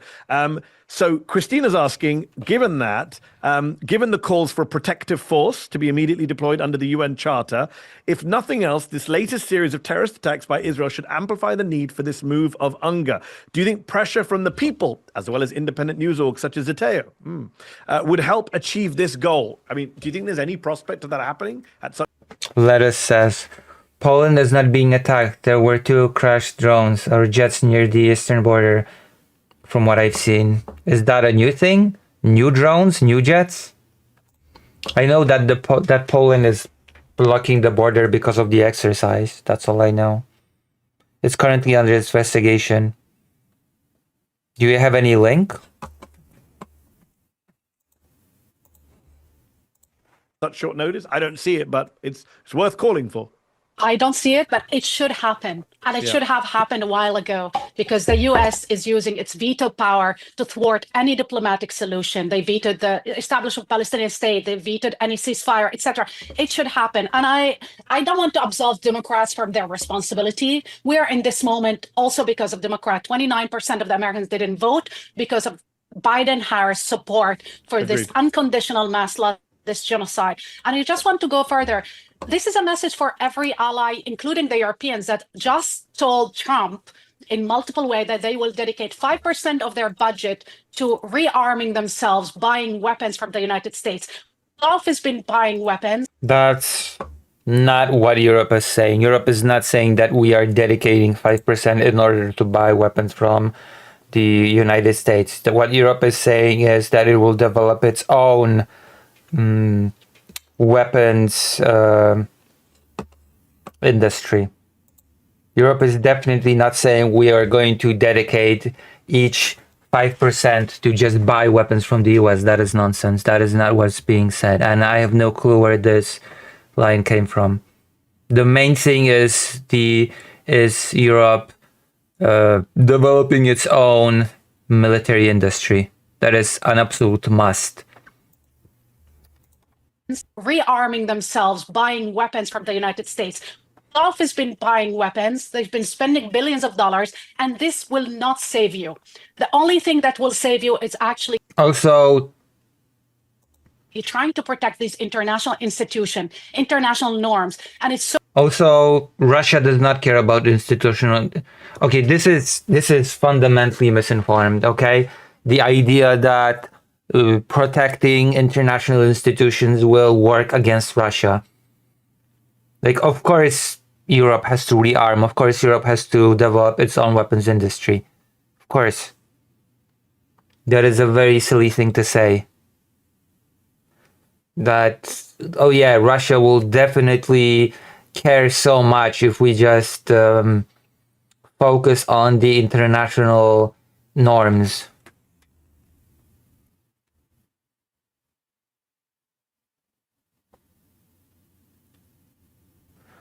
Who would have guessed that a rogue states will keep doing ever escalating, unpredictable, and uncoordinated things when they are faced with no consequences for the previous such deeds?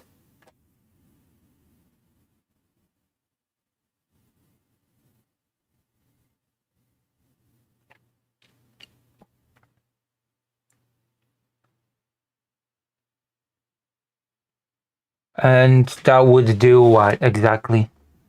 It would do nothing. Oh wow. The credibility of the international institutions is maintained while Russia is invading. Cool. so disappointing, Mahdi, because the Trump administration has been sanctioning the ICC prosecutors, the UN envoys and UN rapporteurs, Francesca Albanese and many others, and they even sanctions last week 3 human rights organizations, Palestinian ones, Al-Haq and many others, because they were collecting war crime evidence against Israel. So they are weaponizing the law and they're trashing the law. Why would anybody would reward them by coming to, I mean, if I was any country, whether Venezuela or Colombia or any country that is in opposition ideologically and politically to the United States, I'd be terrified to come to New York this September.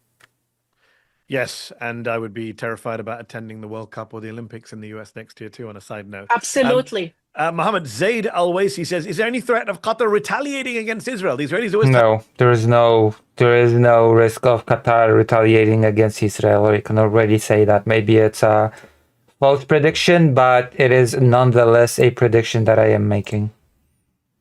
Qataris are state sponsors of terrorism. They always claim Qatar is this tentacles everywhere. So are they worried about a Qatari response? Qatar is the host of the largest American base in the Middle East, the largest American military base, Al Udeid. And basically the message that Israel is sending to them, that I'm reading now from people in Qatar, in other Gulf countries, is we are paying billions and billions to the US to protect us. And Trump uses those billions to manufacture bombs that he then supplies to Israel to bomb us with the bombs that were developed with our own very own money. And the message that this sends is an Arabic saying. It says, "Ukiltu yawma ukila thawr al-abyad." I was eaten the day the white buffalo was eaten, or the white bull was eaten. And it means if you let it happen to your brother, it'll happen to you eventually. And Arab countries, until now, they managed to calm their publics by saying, if we engage against Israel, the destruction that unfolded in Gaza will be our fate as well. Or if we react against Israel, we will lose a lot dearly. Mohammed, But now you're having Israel bombing them anyways. Mohammed, on that note, Ola Nasser asks in the chat, what about Egypt? What does everyone think about Egypt? That's one country we haven't mentioned so far. What is the Egyptians thinking watching this? Well, very good question. And Vladimir says, how exactly are the international institutions protecting against meat assaults of the Russian convicts? Can I get some of your stuff which you are currently smoking? I agree.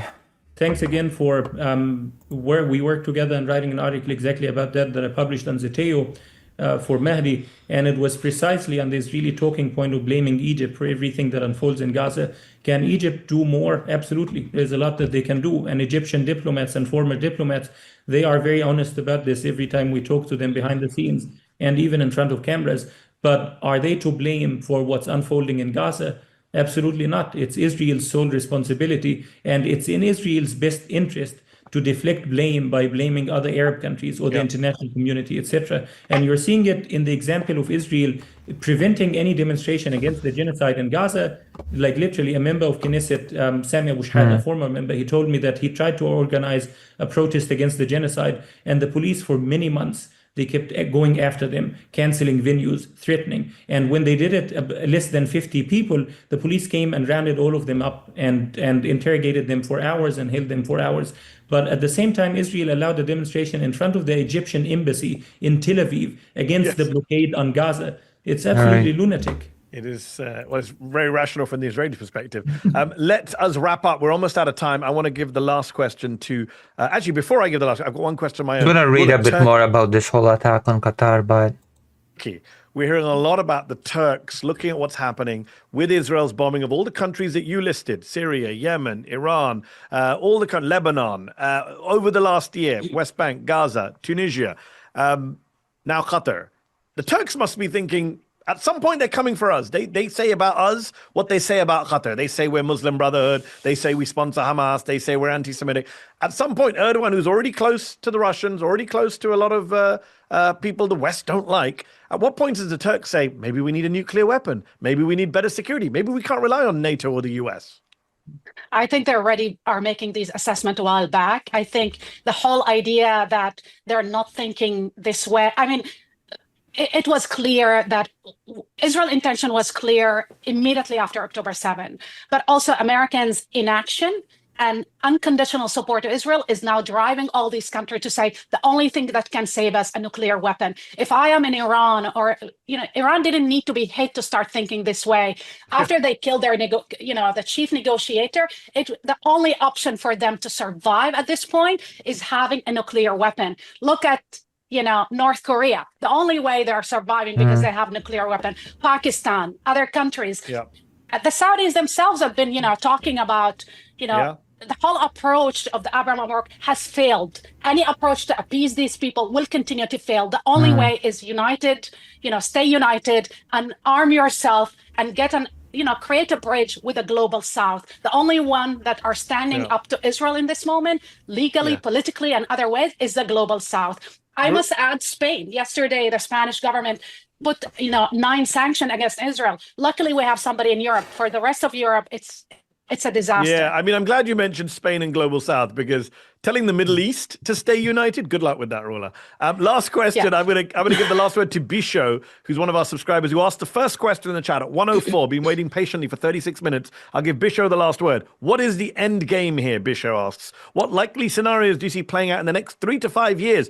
Bisho, I'm not going to ask a question about 3 to 5 years. No one knows what's happening in the next 3 to 5 years. But let me rephrase Bisho's question if they don't mind. Next 3 to 5 months at least, guys, what do you think is going to happen?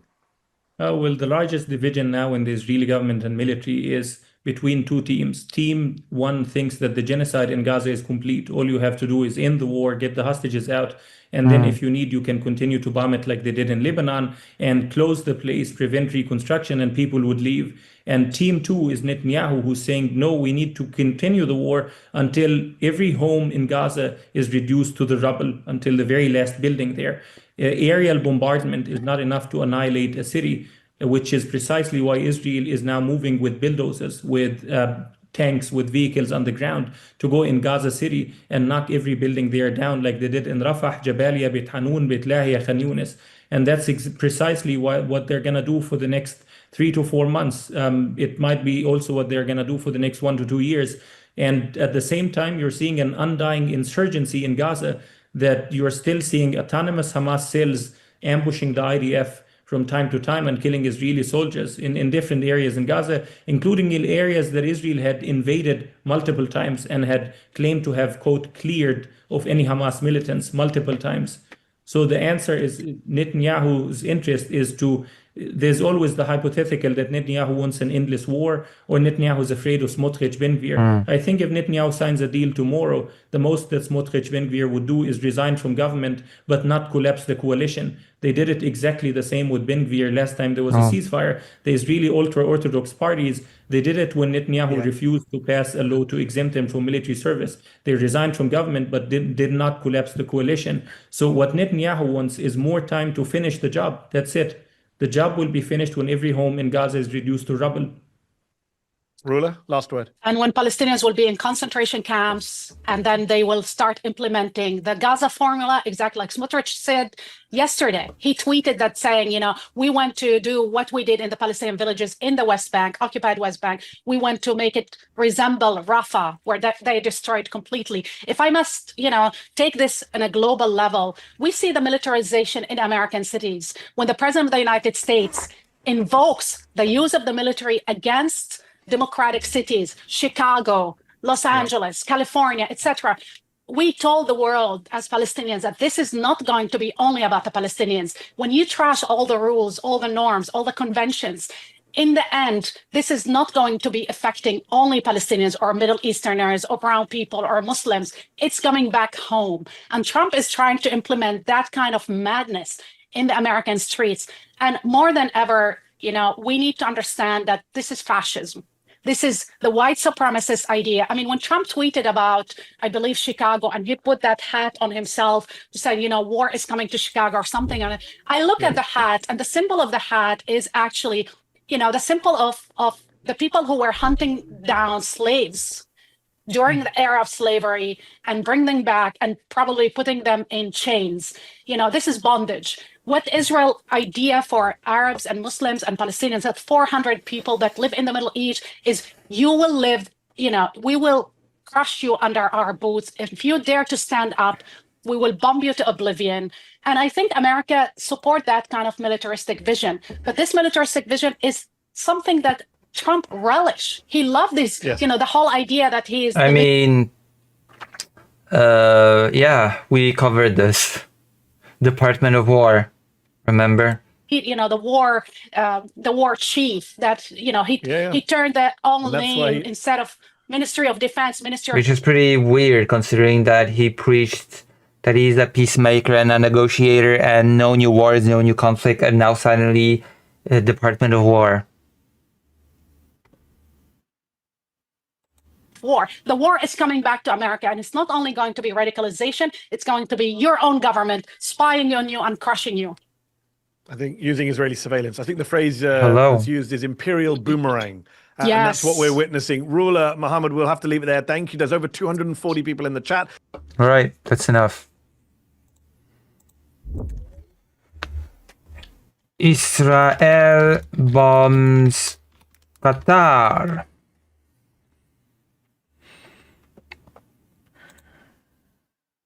Let me see.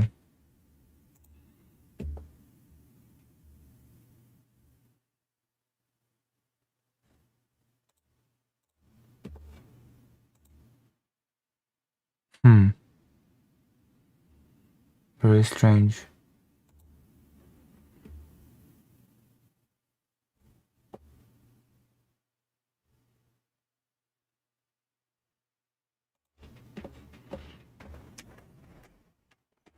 Also, before I go to the article, Lenin, at least at some point and some extent, did believe in what he was preaching. Yeah, but what he believed in and what he was preaching was not that great to begin with. So it's not really, it doesn't really mean anything if what he was preaching and believing in was not that great from the offset.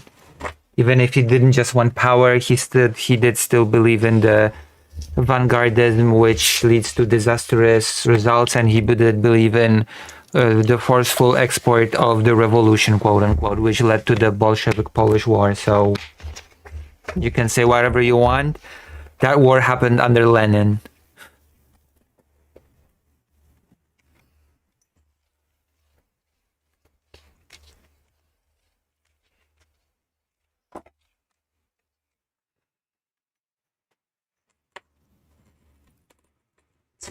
So I guess that's what I would say.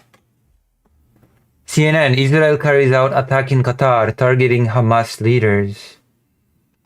Let's see something that is relatively new.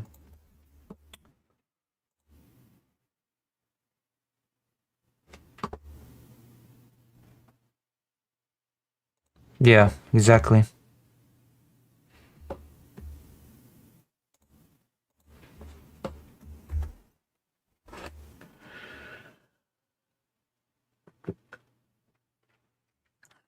The first starvation of Ukrainian people also happened under Lenin, a well-known fact.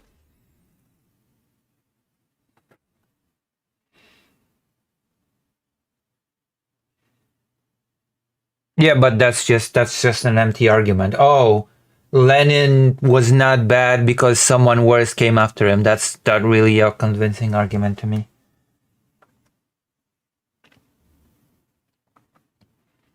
If someone even worse came after Stalin, would it be then, oh yeah, you know what? Maybe actually Stalin was also not that bad because some even worse guy came after him. That's not how that works.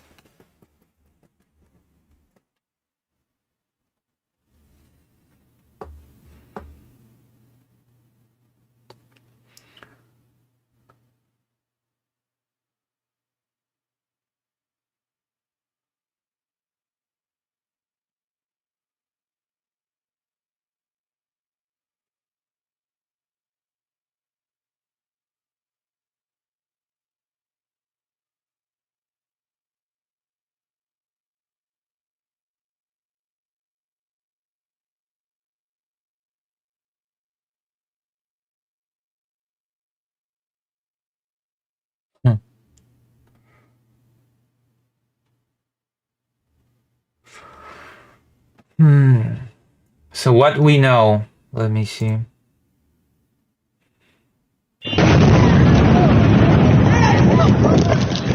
moment of the attack, I guess.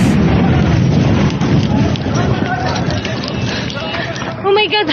This is an absolutely extraordinary moment that we are witnessing right now. A very large plume of smoke above the Qatari capital of Doha, and paired with that, an Israeli military statement saying that they have, quote, conducted a precise strike targeting the senior leadership of the Hamas terrorist organization, end quote. I have just gotten off the phone with an Israeli official who confirmed to me that that statement is indeed about that very same blast in Doha, meaning that the Israeli military, not even Israel's intelligence service, but its military, actually conducted a strike in Qatar targeting Hamas's leadership. Doha, the Qatari capital, is where several senior Hamas leaders are currently based and have been based throughout much of this war in Gaza, namely Hamas's leader, Khalil al-Hayya. Khalil al-Hayya has been not only Hamas's leader in the wake of the killing of Yahya Sinwar, but he has also been the chief negotiator,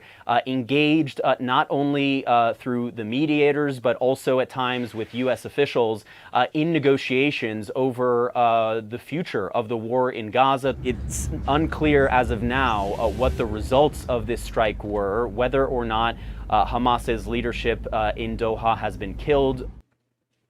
Here we go. Doha blasts. Israel carried out an attack against Hamas leadership in the capital of Qatar, which has been a key mediator in Gaza ceasefire talks, which is, again, a pretty crazy thing to think about. That Israel has just attacked capital of a sovereign country.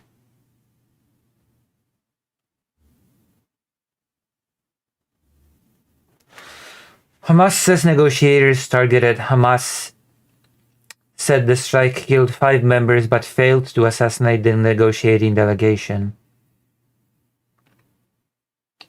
There we go. Official responses. Qatar Prime Minister was visibly angry. You think? You think that the Qatar's Prime Minister was angry? As he described the strike as state terrorism, while Israel's Prime Minister Benjamin Netanyahu said the attack can open the door to an end of the war in Gaza. I believe that wholeheartedly.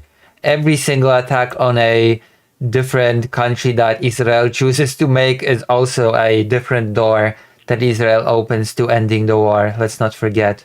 What a brilliant development. What a brilliant world we're living in. Trump weighs in. Oh, Trump weighed in. Okay, let's hear it.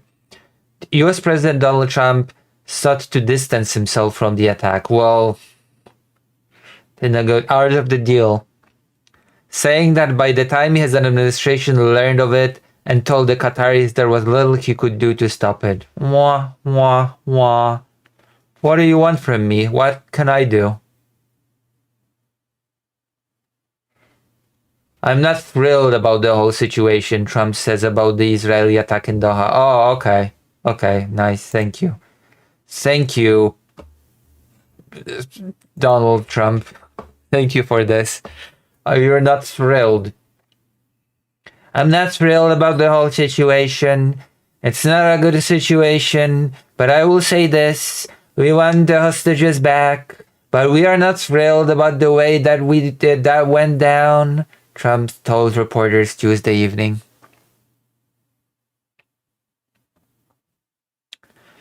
I'll be giving a full statement tomorrow, but I will tell you this. I was very unhappy about every aspect, he added. Jesus Christ. Wow. If only it meant anything. If only it meant something when Trump says something like that. He also says that he was not happy with Putin bombing cities, but you guess what? Both cities are being bombed to this day. The day's events underscored the fragile nature of Trump's attempts to broker peace in Gaza. Wow.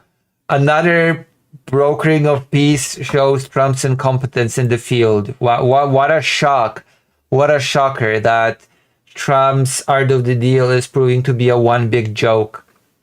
His often frustrating relationship with Prime Minister Benjamin Netanyahu and his efforts to maintain strong ties with the US allies in the Gulf. Some of Trump's advisors are also angry over Israel's decisions to strike inside Doha, with many particularly frustrated that they weren't able to weigh in or warn the Qataris. Trump was informed of the strike only shortly before it began, not by Israel itself, but by Chairman of the Joint Staff of General Dan Kane. Oh.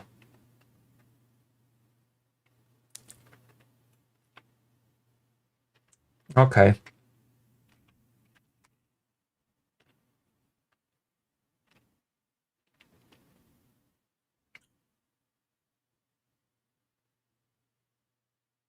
So nobody likes what happened. Apart from Israel, nobody seems to be happy with what happened. That seems to be the bottom line.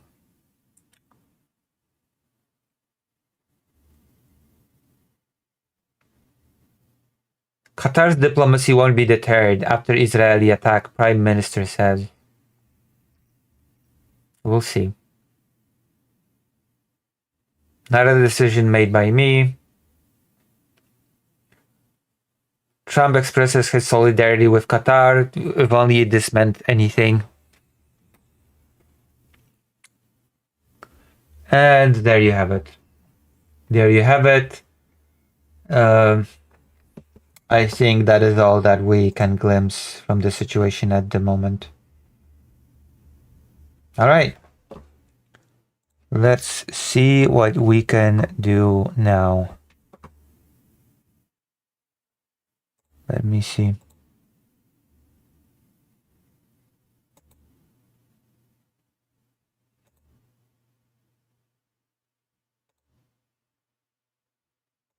Let's do a Polish topic, okay? You ready for a little bit of a Polish topic?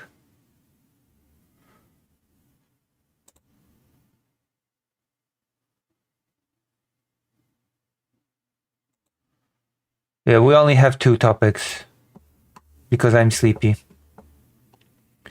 I'm not what? You're not what? You're not ready for a different topic? Oh, that is too bad. There is a topic that I wanted to talk about.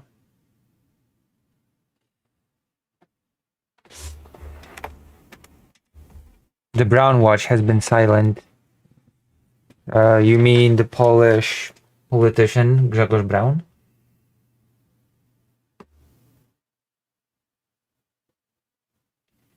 Ukraine Zelensky urges action after Russian strike kills dozens at pension collection point. Wait, but Lavrov said that Russia never attacks civilian targets. Remember?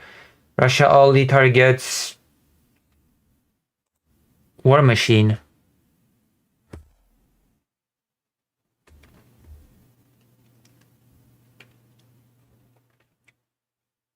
There you go. I want to talk about this. Because Russia and Belarus have been doing a joint exercise and I want to talk about it.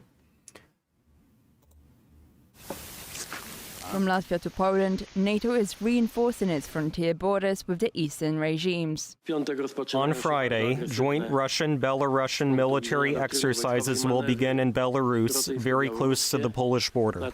Warsaw says that the drills are highly aggressive as it sees a growing number of various provocations from Russia and Belarus. For the sake of national security, we will close the borders with Belarus, including railway crossings, due to the Zapad exercises at 12 a.m. on Friday. The joint drills, due to begin on September 12th, were teased as the biggest yet, with guests... Did you see the little girl interview with Brown? No, I have not.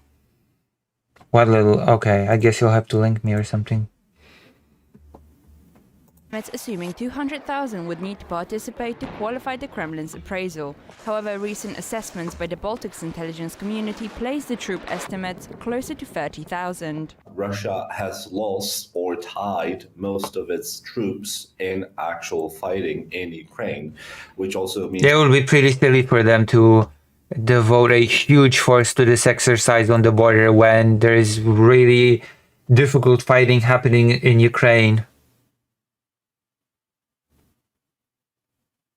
that it, unfortunately for them, fortunately for the rest of us, doesn't have as much technology, as much equipment to show off as they would probably like to. NATO's eastern flank has not left these exercises unaddressed, with Poland and NATO allies gathering for the Iron Defender.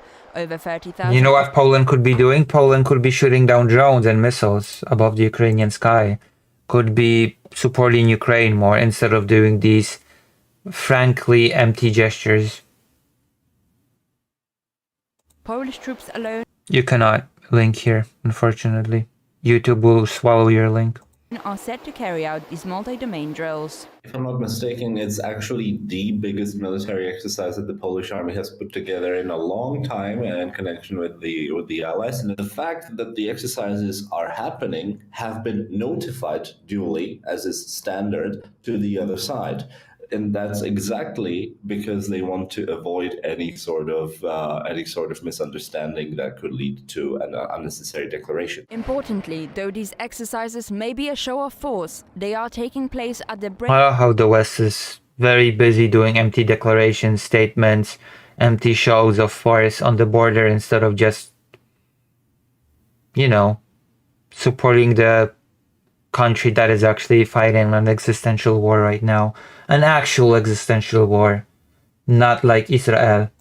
brink of the NATO alliance's so-called strategic choke point, the Suwałki corridor. The thin stretch of land linking Lithuania and Poland lays between Moscow-allied Belarus and the Russian exclave of Kaliningrad, and has long been considered one of the first land targets should Russia move to attack NATO, sentiment recently reinforced by a former British intelligence officer. Others, on the contrary, argued that this focus on land-based confrontations overlooks Russia's current strategies of instigation. Russia has these Zapata exercises. I think they stage them annually. They like to thump their chest and show them. That doesn't necessarily mean the exercises are going to be the launching pad. Russia is carrying out hybrid warfare. It's carrying it out. Yeah, it has been doing it a lot lately, hasn't it? Attacking various facilities throughout Europe, including Poland. Out in the North Sea, threatening to cut maritime cables, for example. The Yeah. Baltics are. Why did it just end so abruptly? From Latvia to Poland, NATO Moscow-allied Doesn't necessarily hybrid warfare. It's carrying it out in the Baltic Sea. It's carrying out in the North Sea, threatening to cut maritime cables, for example. The Baltics are. Why did it end so abruptly?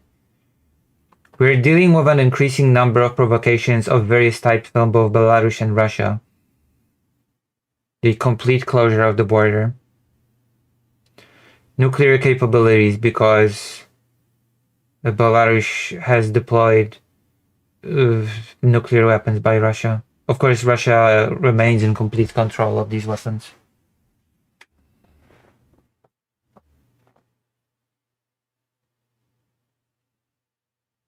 Lithuania does the same as Poland. I don't know. I'm not sure if I'm liking this super a lot. So, I'm not sure if I'm liking this, considering that there's a lot of empty sentiments. And again, the best way to secure the best way to ensure Polish security would be to support Ukraine in this war in a more substantive way. It always frustrates me when Ukraine gets bombed and Poland very proudly says, we have launched our jets at the border because there's been this big bombing and this big drone attack, and Poland has lifted its jets to the air. Oh, okay. If only it meant anything. If only that empty gesture meant anything, but it doesn't. At the end of the day, it is what it is, and what it is an empty gesture. The nature of that will not change.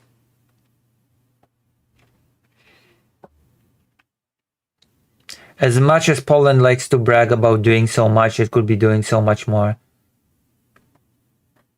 Especially, there's been a lot of disappointment when it comes to the Polish attitude towards Ukraine and Ukrainians, but we'll be talking about that tomorrow. I want to prepare a thing. Alright.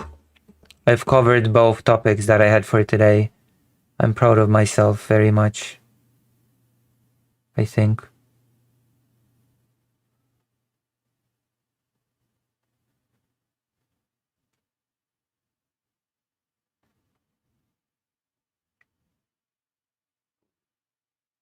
I'm so proud of myself. I cannot believe. Now I'm sleepy and I have some things to do. By the way, they closed down the shopping airport. Unplanned military activity. Interesting.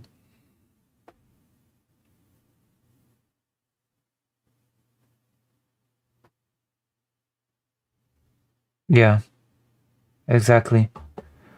But the West does not have the guts to do something like that, to protect the Ukrainian sky, because, you know, that would be too much help. Alright, I'm gonna probably raid you to somebody who will never raid me back, because that is how that works. There were some drones over Poland, which Poland will never shoot down, by the way. I would be very shocked to hear that Poland shot down any drones over its sky. Its own sky, not to even mention Ukraine's. That is another point, that Poland never has the guts to actually shoot down anything entering its own airspace.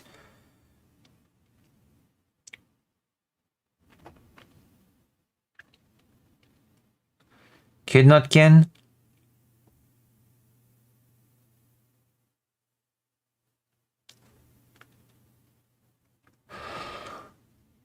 You know what? Whatever. Kid not kin it is. There you go. I'm gonna see you tomorrow.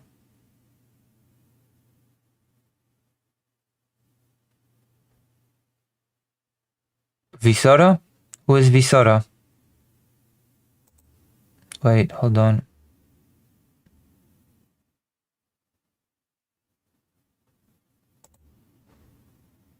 I have no clue who Visora is.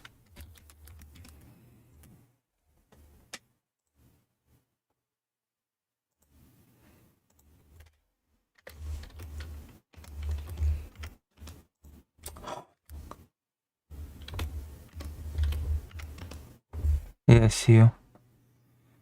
Oh, okay, I'll raid this Visara person. I've never raided them before, so okay. Alright, see you.